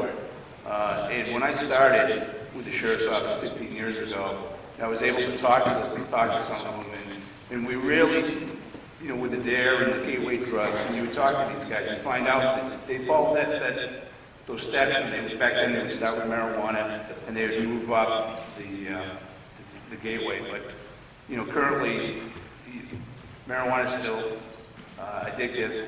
We're seeing them skipping some of the steps and going right to the pills that they're taking out of their parents' medicine cabinet and then getting addicted to heroin. Then there's the codependence issue, or they have mental health issues. We also, the sheriff's office, when somebody goes to the emergency room and they need to go to the state hospital, we're the ones that they call to do those transports. And it's not uncommon that there's several people throughout the state competing to get a bed at the New Hampshire State Hospital. There's just not enough beds for them. So there can be people sitting at these hospitals, these emergency rooms, trying to get medical health care for days. And again, on top of the addiction issues. Not too long ago, well, 2006, I believe, the Sheriff's Office also started a release from incarceration program because they identified that there was people being held at the jail that really didn't need to be there. Maybe there was some small issue that they had that just required some extra monitoring, some extra steps that we could get them out. When I was doing the release from incarceration program, we tried to get them into treatment. One of the other things was, you guys probably know better, a LADAC, trying to get a LADAC evaluation. That was some mythical creature when I was doing it. You couldn't find them. And if you could, they were extremely expensive. And you had to have a LADAC evaluation to get them into proper treatment. It seems that that's come a long way because I believe the jail now has 2 LADAC evaluators over there. And you're speaking of licensed alcohol and drug counselors? Yes, I am. They were extremely hard to find this data, but we're taking slow steps. But, now we've partnered a little bit more with the jail. We've increased our ability to monitor these people and try and get more incarcerated individuals out, back home, where they can have better access to the treatment that they need, that they're not going to get in the jail. Because occasionally we were able to get an incarcerated individual to one of the treatment facilities. But again, they're competing for one bed with everybody that's in jail or in the whole state for some type of drug abuse issue. So there is a shortage of beds, and that's one of the things that we have issues with. But now I'll get to the part that everybody associates law enforcement with. So about 4 years ago, the Chiefs of Police Association of Rockingham County and the sheriff started working together and formed a drug task force. It's a part-time task force. Agencies lend officers, and we try and coordinate our efforts to intervene with the supply of drug dealers to our individuals. But supply, with the demand being such it is, trying to stop the supply is extremely difficult. Because if you take and arrest one drug dealer, there's 3 more standing in line to take over that position. Recognizing that this was such an issue, the sheriff, again with the Chiefs of Police Association of Rockingham County, 2 years ago started to apply for HIDTA designation. The first time around it got denied. We reapplied last year with the assistance of Chief Briggs from Kingston and Chief Al Brackett from Atkinson. The High Sheriff Mike Downey was able to get us a HIDTA designation to help cooperate our law enforcement efforts with the federal agencies. Thank you very much.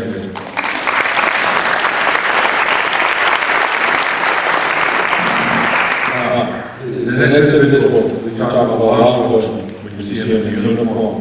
But I've had the pleasure of knowing that he has reached out to more children in this community than I did as the director of family mediation in Atkinson years ago.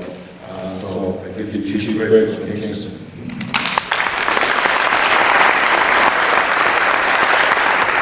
Thank you. Good evening. I never thought 37 years ago in law enforcement that I would be a social law enforcement officer. I spent quite a bit of time in the departments of chief of police, but even more time working with families, children, regarding custody, mental health, and drug abuse. And what I would tell you today is a lot of the schools, we work with all the schools on a daily basis. Children from Fremont, Kingston, and Newton. And I have a lot of people call and ask if they can bring their family and friends in to see us as well. We generally find that what we're finding for drug abuse and related issues is that it's almost like a cookie cutter. It's between grades 8 and 10. We're seeing where kids are starting to be experimental with marijuana. And the funny part about it, what I do is I don't do the criminal aspect of it, I do the social aspect. So the kids are very honest with me. You know they're not going to get jammed up. They're not going to go to jail. They know that they're going to get the help that they need. So they're very honest with me. I can tell you that they start smoking marijuana at the age, that age bracket between grades 8 and 10. They smoke more of it more often. They pinch some off to sell to support their own habit. And then depending on genetics is very important. I will tell you that. I see it every day. And also mental health. 70% of the families, children that I work with, there's an underlying mental health issue. And that's nothing more than ADD, ADHD, anxiety that we see on a daily basis. Some of those issues that they're self-medicating for, to relax, chill out, feel better. That's what they're telling me on a daily basis. And as time goes on, depending on the individual, depending on what the underlying issues are, they move on to, as everybody assesses them, sometimes I put a big six, whatever kind of pill they get in. And then they'll do that, mix and match for a period of time. And then they'll go on, and they will move on to why? Because it's cheap. It's much cheaper. We're buying right now, in fact, we had an arrest Friday, we bought 306 of the Shell station from an individual that was a heroin prisoner.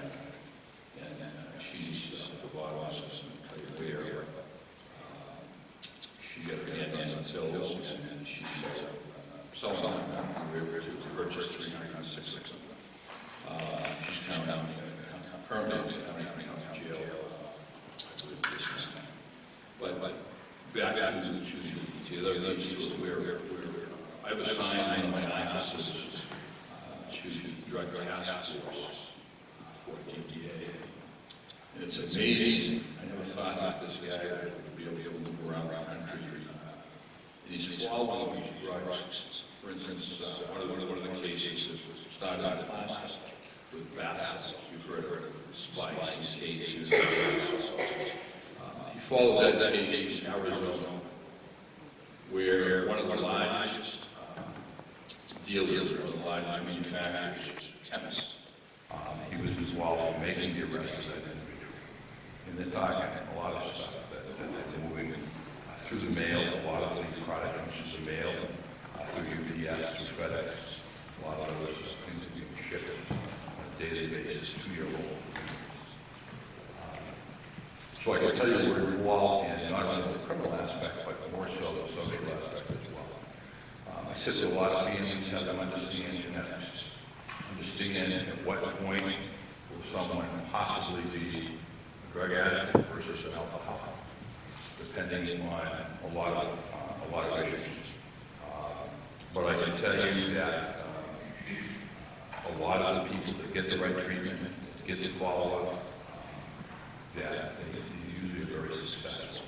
And it's important because it's important to get the family involved, because you're a key component to making sure that your child, family member, loved one, friend, whoever, gets the right treatment and continues on with the right treatment. And a lot of these people will fail. They'll come out of drug treatment and they will fail. And you have to have that outlook. Tomorrow's another day. Tomorrow's a day when we start again. And a lot of people will be successful if you can stay with that and help them, guide them through whatever the program is. And you have to find the right program. I've been using a lot of the Florida-based programs because the biggest problem is finding the insurance companies. I use this place in West Palm Beach, Florida, called Behavioral Health, because this is a specialized diagnosis.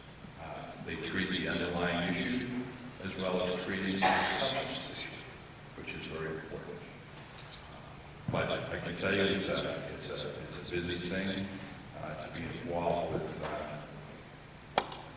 what's going on today. I never thought that I would see it as bad as I do on a daily basis. It's 30 years ago, we see it the way it is today. And it takes everyone, everybody to be involved, parents, relatives. I'm certainly glad to see that Rockland County started the drug boards and mental health boards. sensibly, because a lot of these people that are drug addicts, none of them want to be a drug addict, believe me. And I work with the drug court, so if the people that are in the drug court fail the test, then they're required to do community service. A lot of them come to KCPD. And it's interesting to speak to them. They're a little bit older because they've gone from marijuana, the pills, the heroin. And it's very interesting to work with them and see that they have no idea why they are drug addicts. And most of them are diagnosis. And they don't ever put the time to sit down and explain to them what they're actually doing when they're treating themselves for that underlying issue. So I think it's important for more people to be involved, even in the family and friends. Thank you. Thank you, Chief Curtis.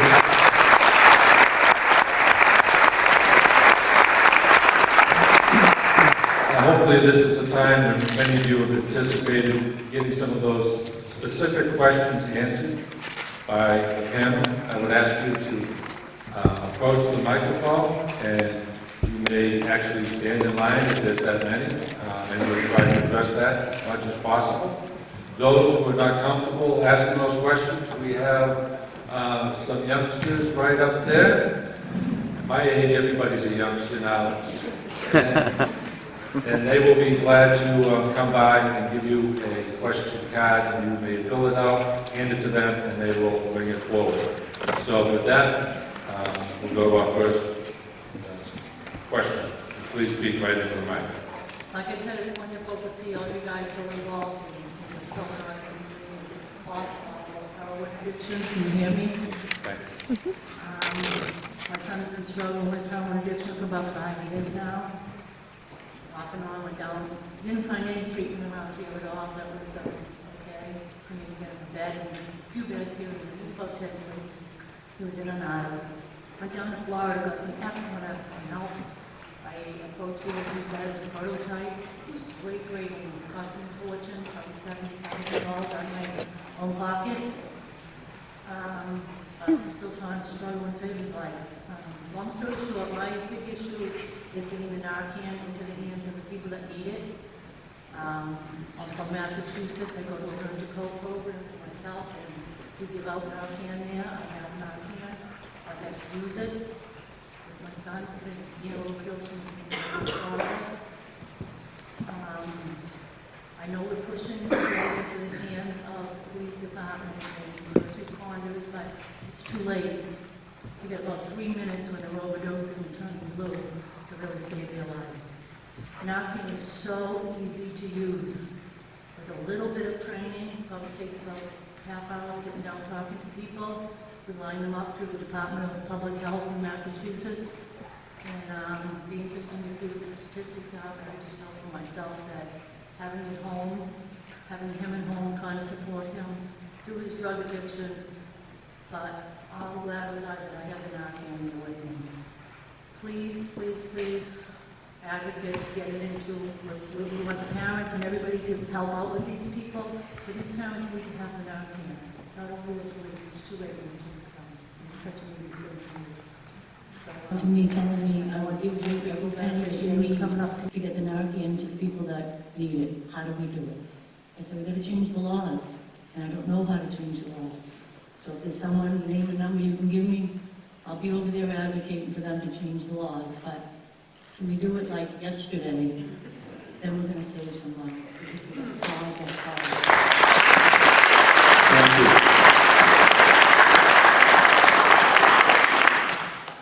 I know a few of you personally. I will not be anonymous this evening either. I'm Tara. I'm a recovering addict. I'm also a resident of Kingston, New Hampshire.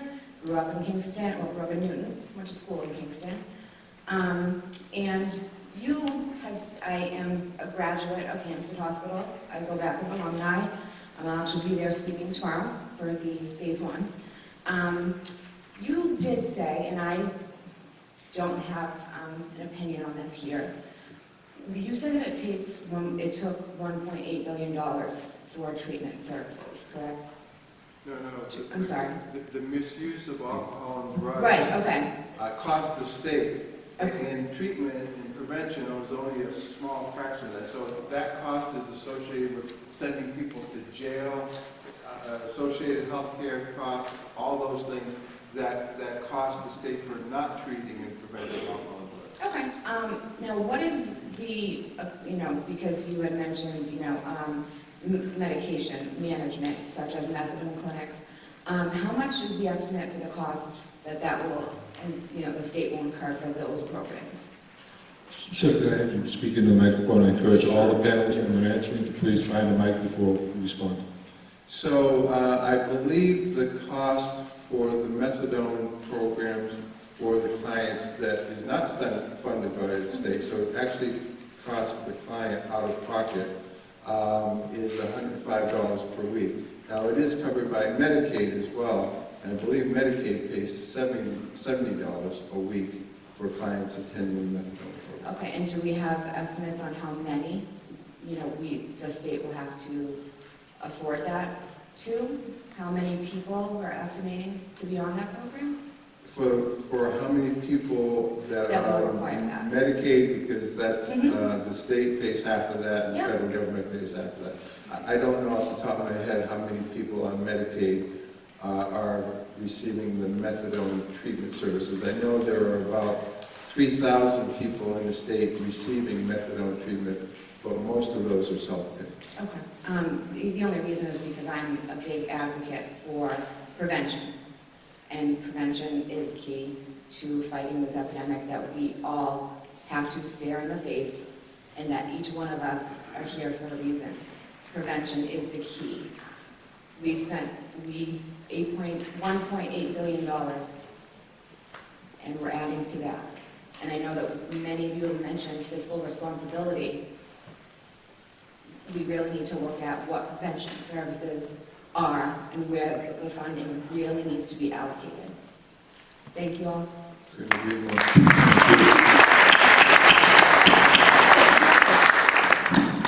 Hello, my name is Robin. And I want to say thank you very much for this event. I learned a lot of stuff I didn't know, and because I'm from Massachusetts and the laws are different down there, and I had something on my mind I wanted to, the original speaker, I want to kind of piggyback on what she was talking about with the Narcan. I too am an addict in recovery.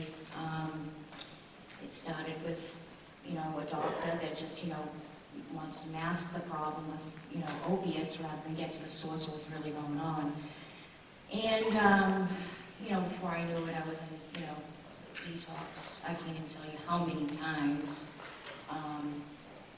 But back then, somehow, I always managed to get a bed, and a free bed. But, when we go into, nowadays when we go into treatment, or when I see people, I've got now 11 years clean and 7 months.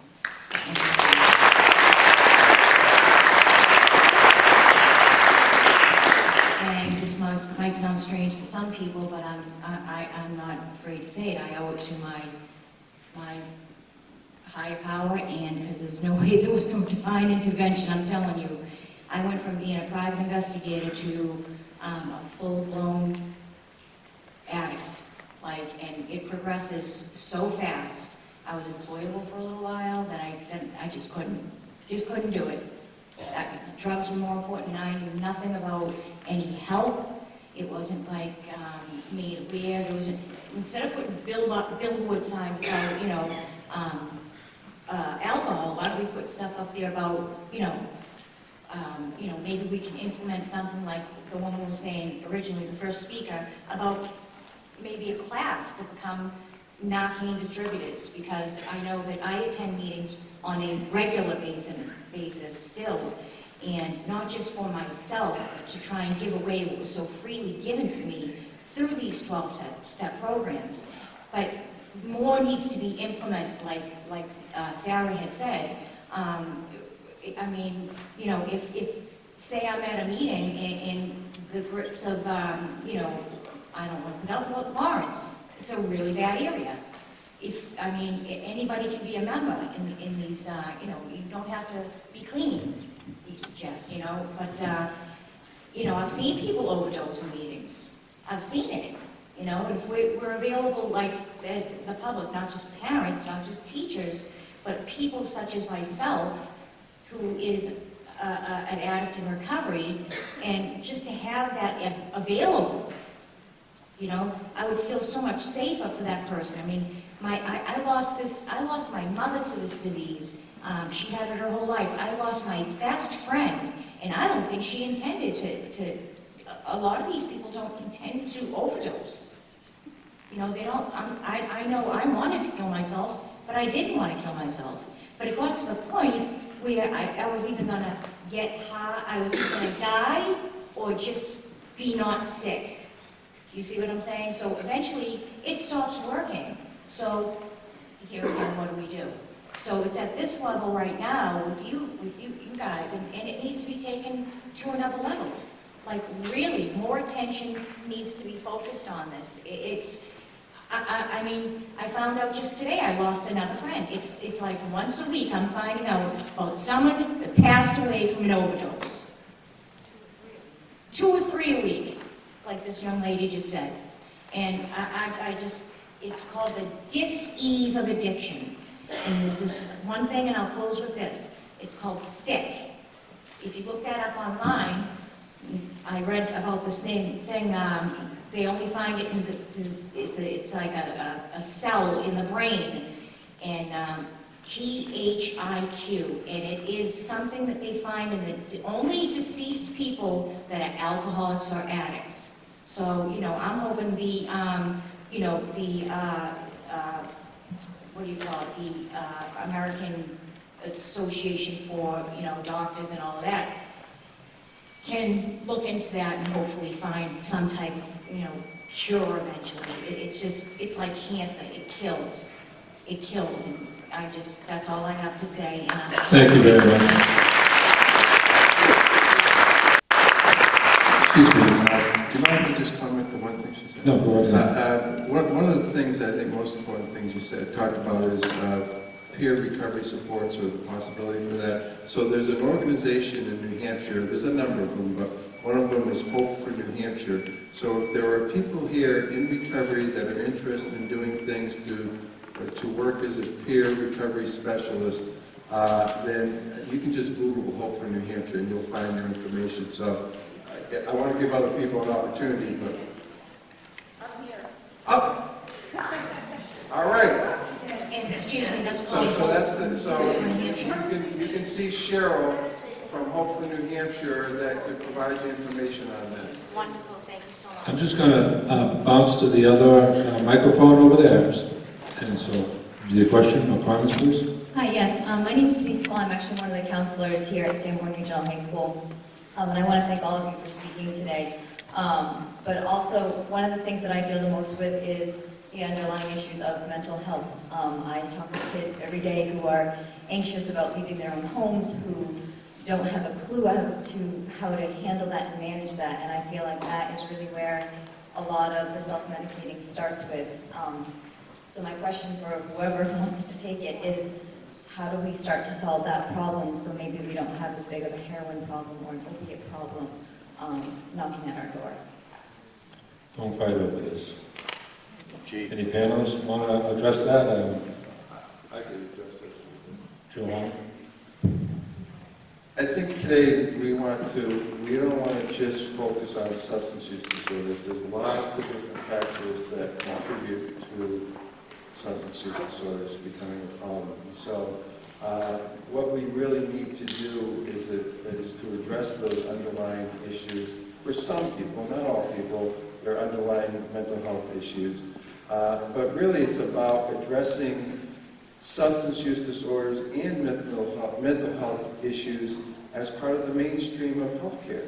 And so when you go to your doctor, they're asking those kinds of screening questions that will help them understand that there might be an issue going on, and before it becomes this, because whether it's a mental health or a substance use disorder, they're both progressive. And if you address them early, it's less expensive, it's less of an impact on the individual and their family and their community. And so if we can do a good job in our healthcare systems to address these issues, then it'll have a better impact on everyone involved. And there's efforts underway to do that in healthcare today. Thank you, Mr. Hanna. Next, Rich, is that? Yes, Just that a little bit as well. You know, I think the other piece is doing more social emotional education with our youth and giving them better coping strategies for managing their anxieties and teaching them, you know, meditation skills, yoga, you know, other forms of coping rather than immediately going to the doctor and getting a prescription for the anxiety. I do think that we as a society are looking for the quick fix, unfortunately, instead of doing the hard work.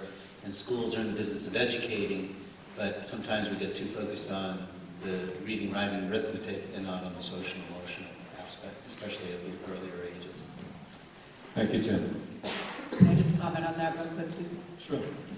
Thanks for bringing that up, and it is a really, really important issue, particularly with adolescents, and we see this a lot in our inpatient unit, which is psychiatric, and the other reason why we're looking at developing the intensive outpatient program, because you're absolutely right, they go hand in hand. In fact, a lot of times when we're seeing somebody that comes in for a mental health issue, we'll also do a screening around the substance abuse. And you can almost see, based on what their presentation of what kind of the emotional struggles they have, what kinds of drugs are appealing to them, or what kind of substances they might use. That's one of the things with the intensive outpatient program we'll be looking at here in the community. And it really is community-based because you have to be able to get there. It'll be an after-school program. But really looking at how to partner with the local mental health systems as well as any of the outpatient providers in the area, because you're right, the earlier you can get that, and I think as Tim is saying, the more you're able to address strategies for regulating emotion, tolerating distress, dealing with some of these underlying concerns and issues, the more likely they'll find better strategies, more effective strategies than heading down the road of substance abuse. So thank you for bringing that up, it's really important. Thank you for all your answers. Thank you, Dr. Shane. Our next question will come from this side, please. Hi, my name is Drew Hogg. I go to Timberlane, and I'm a tri-sport athlete. I'm part of the Life and Now program at the high school, which Mr. Lena helped start at the high school. I'd just like to say a large thank you to Mr. Lena, because I have many kids coming up to me from the sport team because they know that I'm affiliated with it, coming up from different sports teams, even ones that I don't play on, and saying, thank you, you helped 3 kids on my team stay drug-free for this season. I'd just like to give a thank you to Mr. Lena, because that's amazing. It helped 3 kids.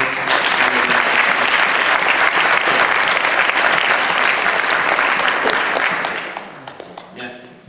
And thank you for making it cool to be drug-free. So prevention works. What a surprise. That's good. Yes, sir. Are doctors being too liberal in prescribing painkillers? And why are so many people in New Hampshire becoming addicted? And is this more prevalent when unemployment is high?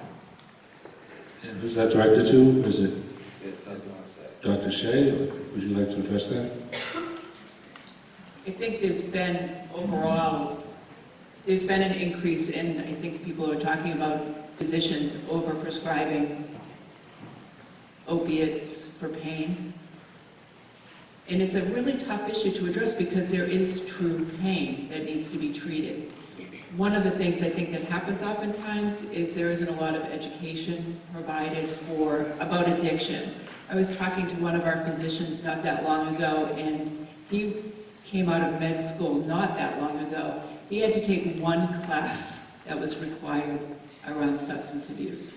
So you have physicians, and they're not necessarily well-trained in addiction. So if somebody's coming in and asking for opiates for pain, we need to do a better job, and I think physicians in general need to do a better job at educating themselves around addiction. I do believe it's getting better. In some of the conversations I've had with physicians, there's much more of an awareness out there, but it is something that needs to be looked at and continue to be addressed.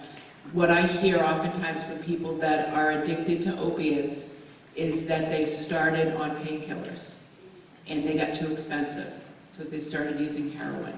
It's that progression, and it's not where they wanted to start. They might have had a surgery. I had a young man that I worked with who was a college athlete, ended up having a surgery, got addicted to opiates, so we went from being at a high-level college, working toward a degree, playing professional, looking at playing professionally, and now he's struggling with an addiction that's pretty serious. So it is a problem. We all have to look at it. We all have to address it because it does sometimes start there.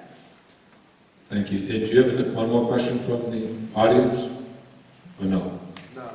Okay. Thank you. Then we're going to go over to the... Could I just add one more thing to that question?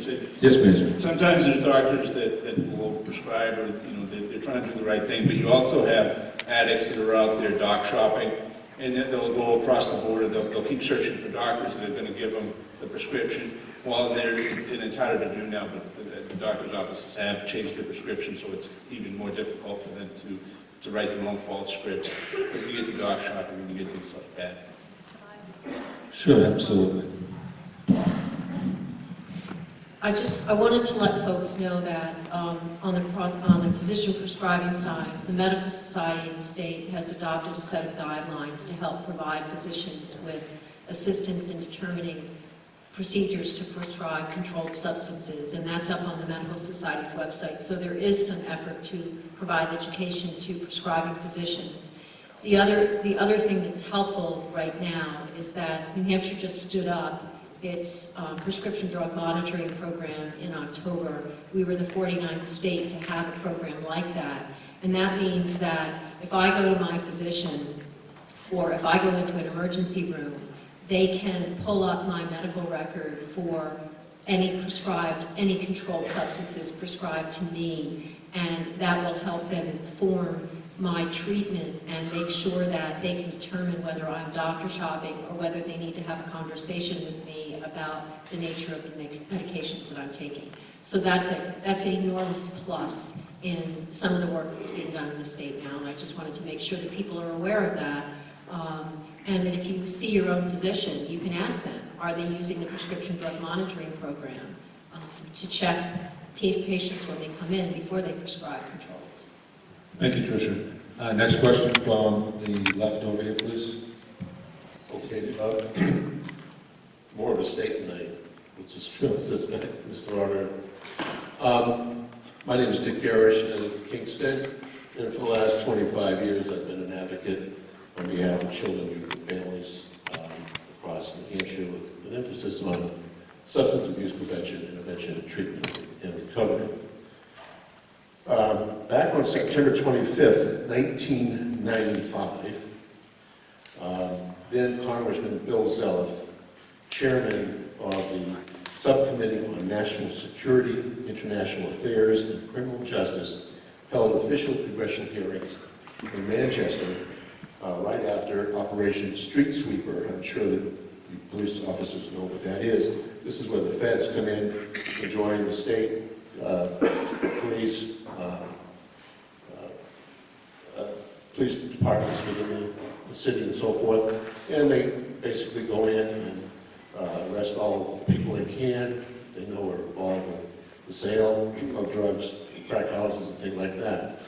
So after they clear the streets of the known addicts and those selling drugs, everybody knows that somebody's going to replace those people in short order. But I just happened to attend that evening the hearing, the results of the hearing, and I'd like to mention a couple of remarks that Congressman Zeliff had made. It is #1 issue facing our country. He talked about substance abuse, drug abuse. It is the #1 issue facing our country from a national security point of view. And that's the way we need to look at it. Some may think Al-Qaeda is our #1 security issue. I would say it's drugs. Goes on to say, we have to realize that illegal drugs and the growing influence of all the drug cartels affect all of us. And if we do not come together to turn back the tide, it will destroy us. That was 19 years ago. And I think drugs in New Hampshire, as well as across the country, is doing a good job of destroying our lives.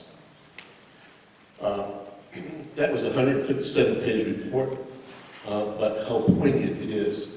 This is an extensive report on exactly what the conditions in New Hampshire were at the time, with the testimony from all of our experts in the state.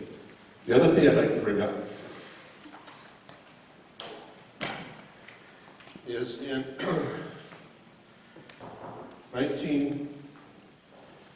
2006, the National Institute of Drug Abuse, or NIDA. NIDA is the world's leading research on substance abuse and its effects on the brain. They were the first organization under the under the U.S. Department of Health and Human Services to show and prove that addiction is a brain disease, but yet a treatable brain disease. And the director of NIDA is Dr. Nora Volkoff. And in preparation for a similar public forum that took place in this auditorium in 2006, and the title of that forum, just like tonight, about the same amount of crowd, the title was, "Is Rockingham County and New Hampshire Losing the War on Drugs?" Prior to this, NIDA had produced this 28-page report entitled Principles of Drug Abuse, Treatment for Criminal Justice Populations, a research-based guide. I came across this and I read this, I said, oh my goodness, wow, fantastic. It's only 28 pages, but it proves that when states invest in substance abuse treatment while a person is incarcerated, and also provides aftercare, millions can be saved. For every dollar, these are longitudinal studies paid by NIDA. And they had actually went into prisons and did this longitudinal study. For every dollar that we spend in treating an incarcerated individual, society saves $7. The big savings is when they get out, continuing on with treatment at mental health agencies and providing halfway houses or safe places for these recovering addicts to live and not be forced to go back to the same environment that they came from, which would only throw them back into relapse. For every dollar we spend in aftercare, society saves $14. After reading this report, I contacted NIDA. I said, I want 420 copies of this booklet. And they said, wow, what do you want that for? I said, well, we have 400 people in our New Hampshire House of Representatives and 24 senators. And if I could get a copy of this to every single one of them, they could see, wow, we have an opportunity to save this state millions. It costs $33,000 a year to house a prisoner in this state. And look at the cost on the families that leave behind. Then Representative Dave Welch, I asked him to submit the 400 copies of this, and each the House mailboxes, which I cannot do. He would have to do that, which he did. Then asked Maggie Hassan, who just elected to the Senate, to distribute them in the Senator's box. Every single member of that House and Senate got this report. If they read it, they say, wow, look, we're frugal. Here's a place for us to save money.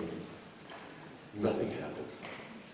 We had this forum, great people gathering together, and then we depart, and what becomes of it? I'm saying the only way we're going to change in New Hampshire is to demand it from our legislators.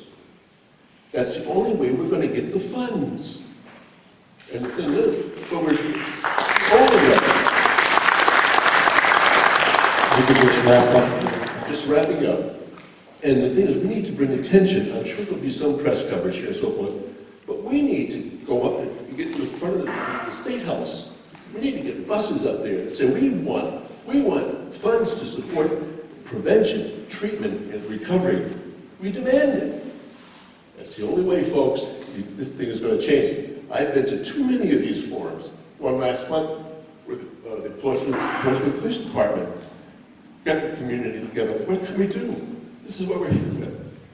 Judge Neto, Superior Court Judge, talked about drug court. Fantastic. It's working. It's working. It's working. But I'm angry. We have lost too many kids, too many people to substance abuse, and nobody up there cares. We care, but we can make it happen. We have the power, but we need to organize. We need to go up there and watch us sit in front of those State House steps and say, we want the legislature to address the lack of funding to support substance abuse prevention, intervention, treatment, and recovery. Mr. Moderator, thank you for allowing me the extra time. Thank you, sir, for your comments.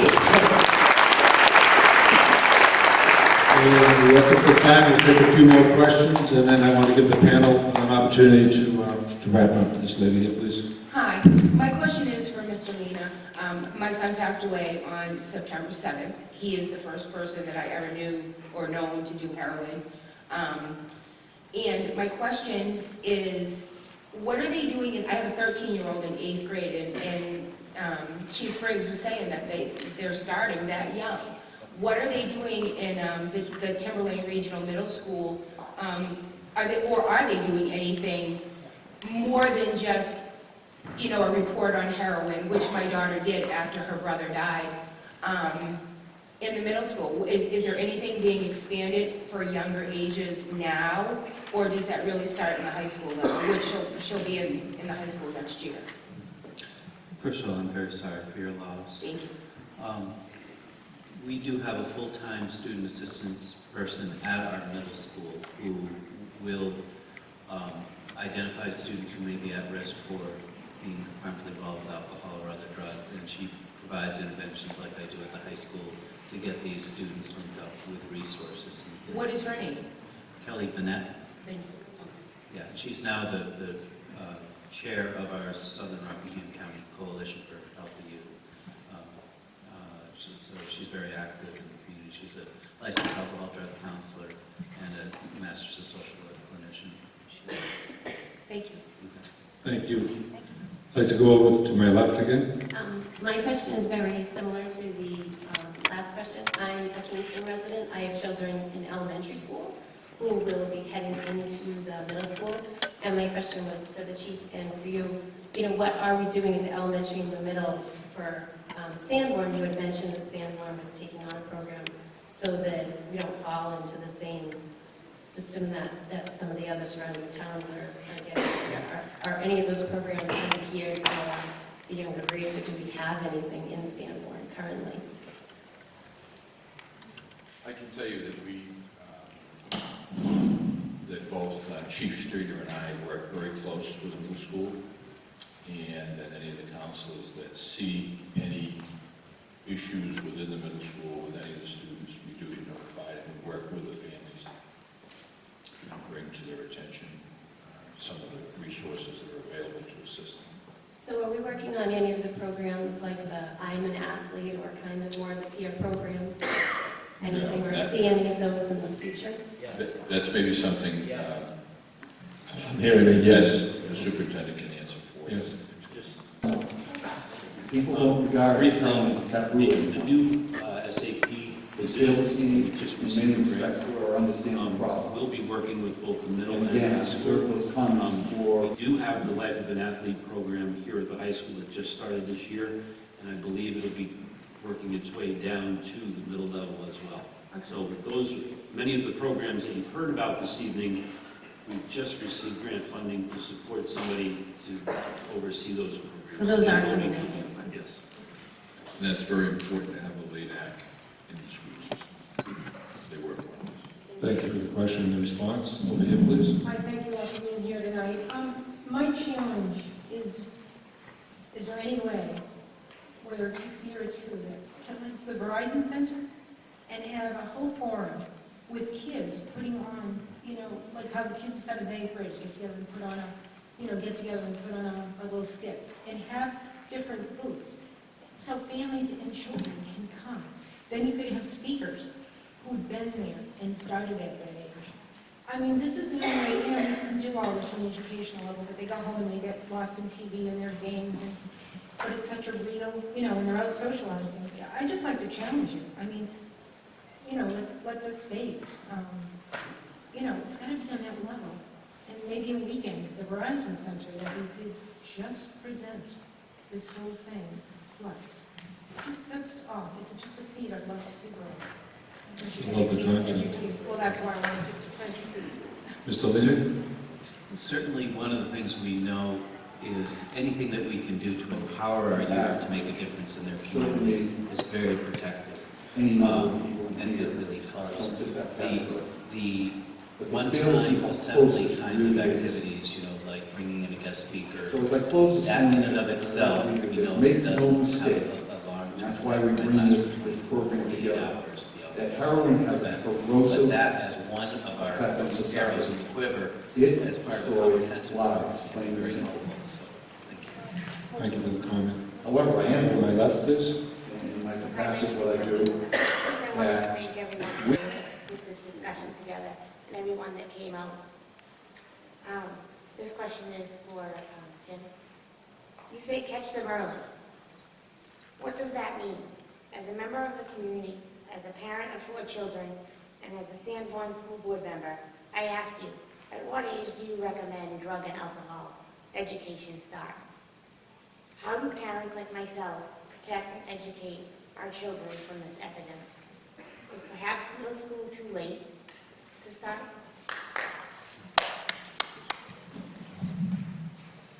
Prevention needs to start with parents before the children's even born, really. I mean, this is an epidemic that requires the whole community to be educated and to begin prevention very early. As far as education and the drug and alcohol education in a more traditional sense, in terms of these are drugs and this is the harmful effects of them, again, teaching in the family and in school about how to not misuse even over-the-counter drugs and things like that. That should happen early. I think more importantly, some of our prevention efforts That they'll understand the dilemma that we all face. Look at the When I research say we around all, this, like the good I mean the behavior, for community at large. instance, It doesn't teaching matter. self-regulation, teaching the Doesn't matter ability what to manage element of the community you're in. It doesn't matter if you're involved. It doesn't matter if you're treatment prevention. that form Doesn't of matter if you're drug and just alcohol a prevention community is member very of the effective. file. We're Not all necessarily gonna be be affected by this. educated, this is heroin, this is bad. It's a message about a threat. Those other It's a strategies very real that kids threat. need as they go through It's life. a threat that we cannot ignore. It should start again, 1 to 2. Sounds more of an environmental, holistic approach. Thank you. Representative. Thank you. First of all, I want to say to you that I do care. That's why I'm here tonight. Regarding funding. We all know it's a big issue. But I think if you go, you need to take and educate the legislators. It's not something that everybody knows about. We're not aware of all your little issues that I heard here tonight. It was an education for me also. I'm a former nurse. I'm very concerned about the drug issue throughout the whole state. But you people need to take that same message that you brought here to us tonight, and you need to take it to the legislators. Evening meetings become very hard for some of these people to get out, some of you legislators. Take it right to Concord. And I would suggest to the people that are here tonight that you call your legislators, not just your state senator and your state representative, but also your federal people, because we need grants from the federal government, and we need action on the federal level also. But when you call them, please be respectful. Not just demanding, be respectful, and I will support whatever you people decide to do up in Concord.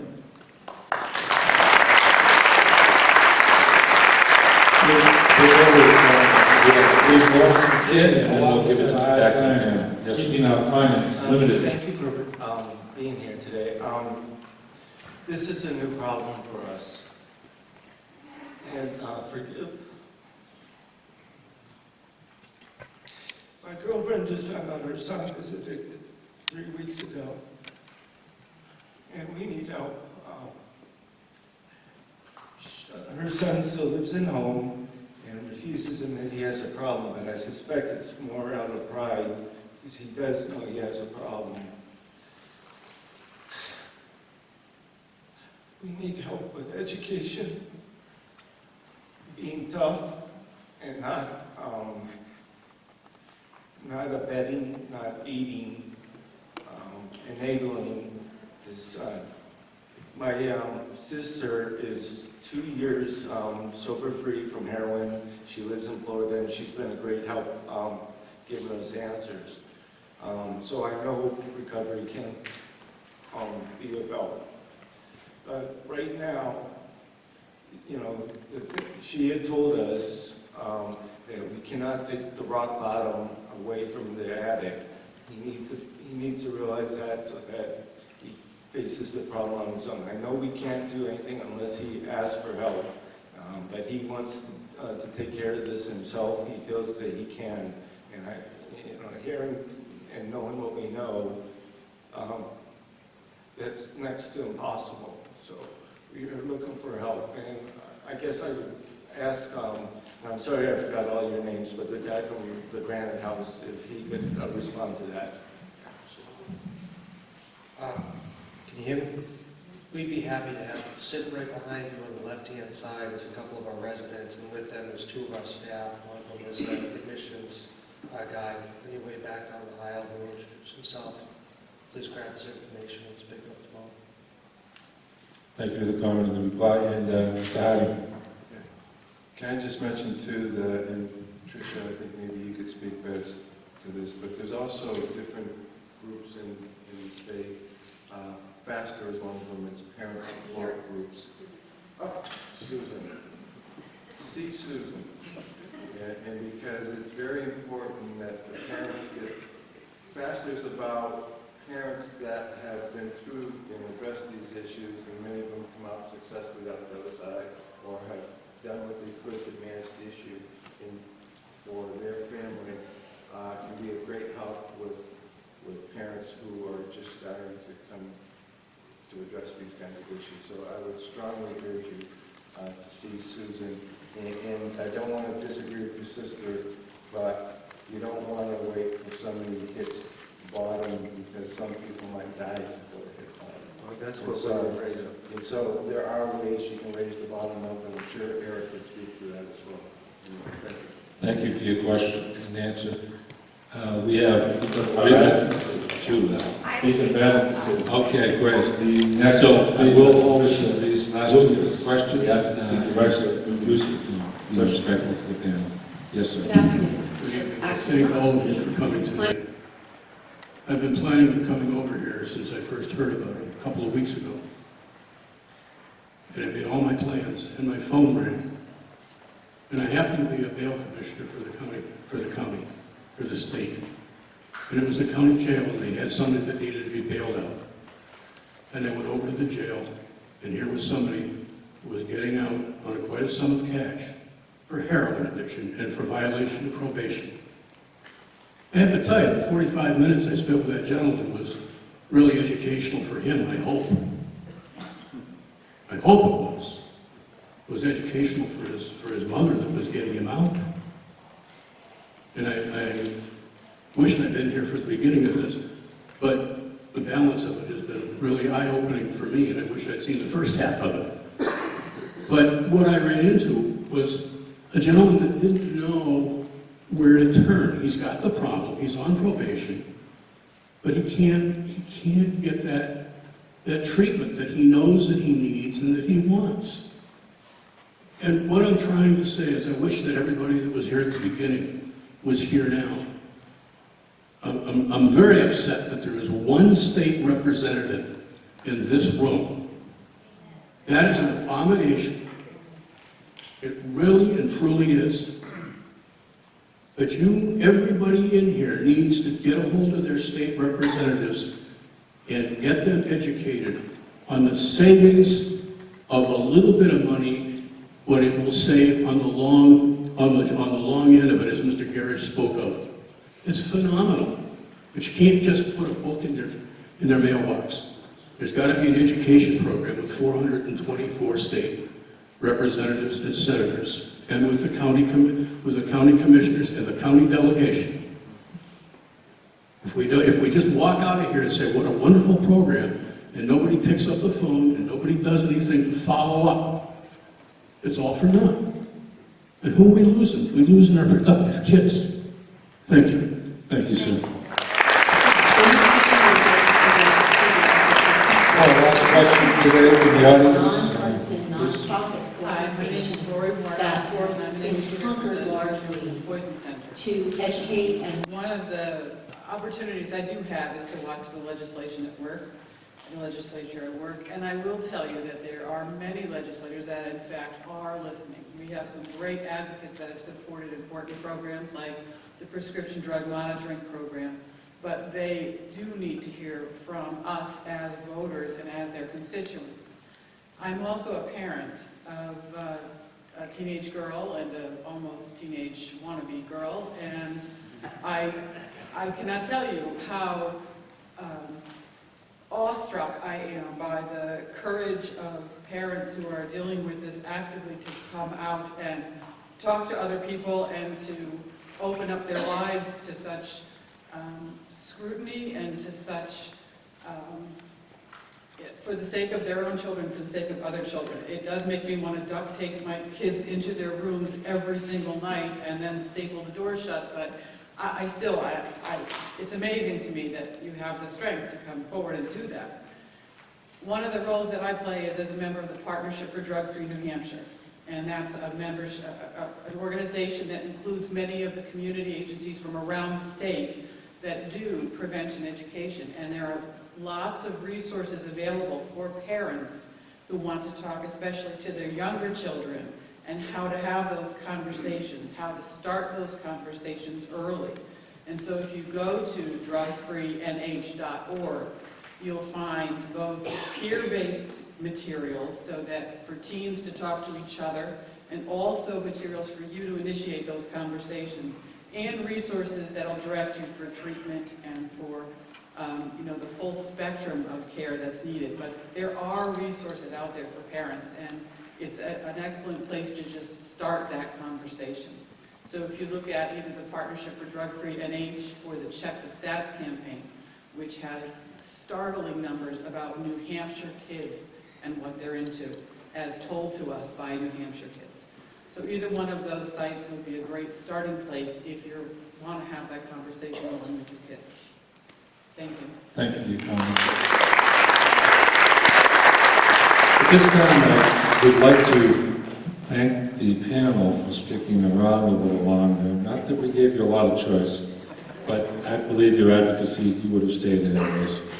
And if we have comments, I would encourage you to if we could, maybe just go down the road, down the line, Deputy Director Kelly, and then if you don't, then please just pass the mic to the next panelist. Just 10 seconds. I want to congratulate everyone in this room for staying the course. Spread the word. This is an important subject. I can tell you from the HIDA program, we're full square into it with the Rockingham County designation. Our major job is not the low-hanging fruit. We're not interested in pursuing people that obviously have a medical addiction. We're focused one of the many things we do on the cartels and the larger organizations that are wreaking havoc, and that is what we're doing. We also support the prevention and treatment, and this is really where it's come to in years and years of law enforcement. I never saw this. I never saw this because we never trusted each other. We really had no idea what the other, whether it was prevention, treatment, did. That's all changed. We're all in it together, and the more we have forums like this and commit to action, we're going to make a difference. Thank you. Thank you, sir. I just want to repeat some things that have been said with regard to contacting your state representatives and your county commissioners. That is so important, and we will. I mean, you can take it to the bank. The folks up here, we will continue to talk about this issue. We will continue to advocate for programming, but you know, they hear this from us over and over again, and sometimes political agendas can also get in the way, but when they hear it from their constituents, from the voters, and they hear your personal stories, they're so powerful. If you want to make a difference, if you want things to change, you have to talk to your state reps, to your federal reps, to the county commissioners about funding programs. We will continue to do that, but we need your help as well in order to make a difference. Thank you. Excuse me? I would just like to say, I sat with Senator Ayotte a couple weeks ago and told her the story of our daughter. And she went to Washington and told our daughter's story to a panel in Washington, D.C. about addiction. So it does matter that you contact your people. Please Nice interruption. Sorry about that. No, I like that. That's a good story.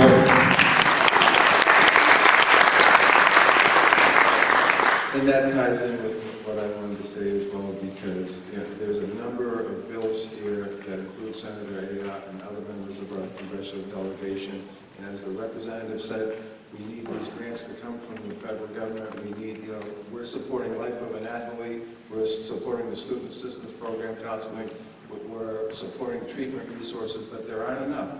And so you need to talk to your legislators about that. But the other piece is, where it's going to happen is in your communities, and you have to develop the resources within your community and your healthcare providers to be addressing these issues with the resources that we can potentially make available to you. The student assistance position at Timberlane started by concerned parents. We had a number of deaths related to alcohol back in the mid-'80s. It was concerned parents coming forward, talking to the budget committee, saying, you know what, we need an alcohol drug specialist in the school to make a difference. You know, yes, we can work on the state level, trying to get legislators, but I think you have a lot more power right here in your own communities than you give yourselves credit. And talking to your school board, talking to your budget committees, you know, these are programs that can make a huge difference. The other piece of power that you have, you know, just in terms of prevention, secure your prescription drug medications. You know, get them out of the medicine cabinet, monitor them, track them carefully. If you have unused medications, bring them to the prescription drop box. We have one right in Sandown. We were one of the first in the state. Seabrook was the first. We were like the second to have a permanent drop box for prescription drugs. I know there's new legislation that just passed that eventually the pharmacists are going to be able to take back those drugs as well. But get them out of your house if you don't need them anymore, because it's just too tempting. You know, so there are definitely things that we can do. But sign up on that mailing list, the email distribution, get active with the legislature. You know, we can truly make a difference when we unite. Thank you for being here.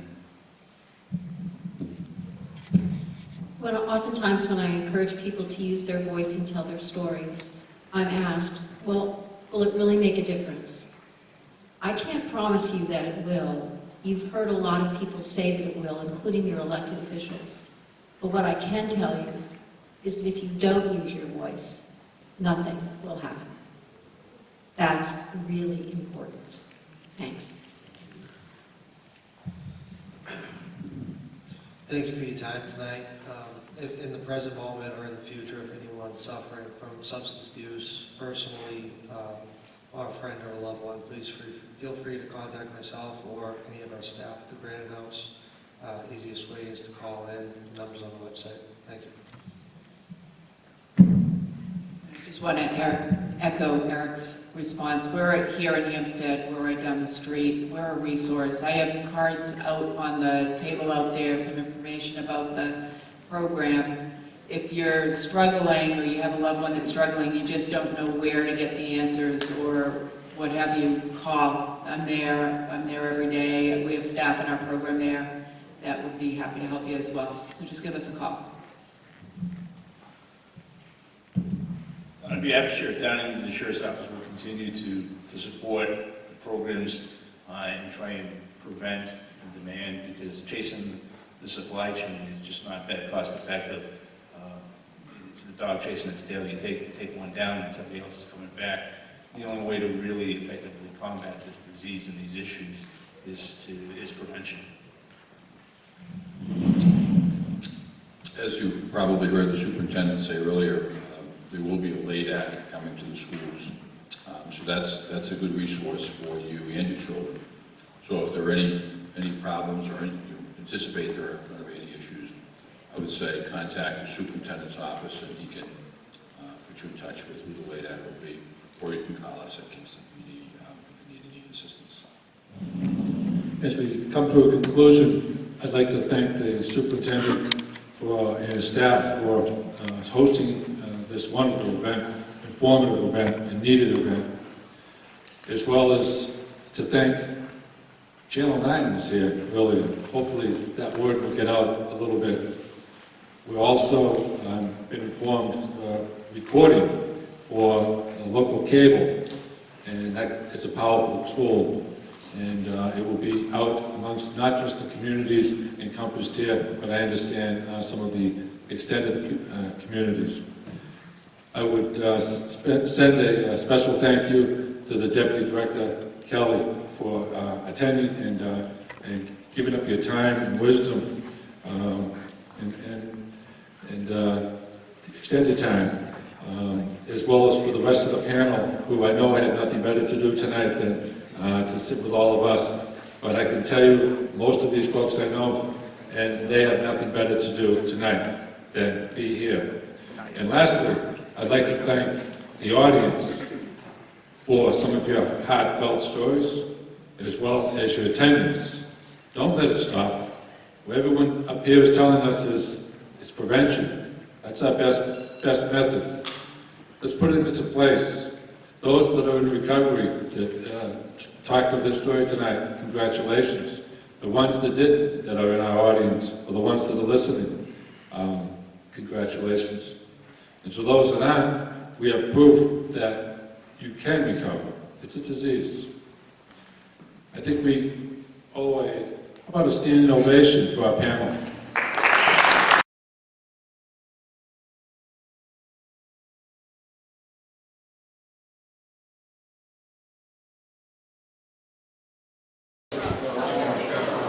It was great that everyone came together tonight to address the issue of drug addiction in not only our community here at Sanborn, but in our greater Rockingham community.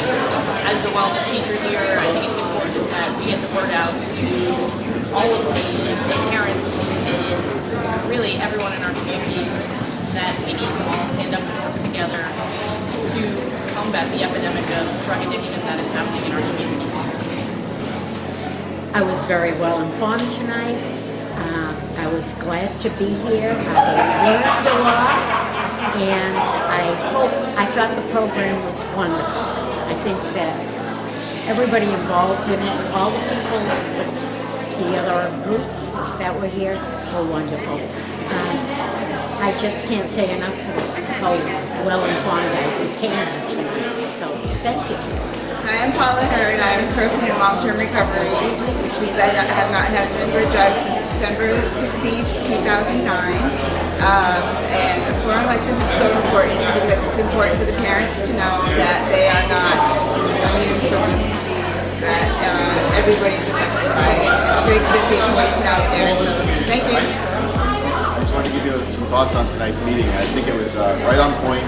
It was great for the parents and everybody that was concerned. I noticed there was a lot of recovering addicts in the crowd. And it's important that the people know that they have to get involved, that they have to stand up, that they have to go out on their porch and bang cans if they have to and make a lot of noise. Because it's important that we let our legislators know that we need money to fund these programs. There's people dying. Kids are dying every single day. And we need the youth of this school to get involved and help out. And you can help out just as much as your parents can by if you know somebody's using, talk to them, help them, get involved. Don't sit back and know that they're using and find out that they died. Thank you very much. Appreciate your time.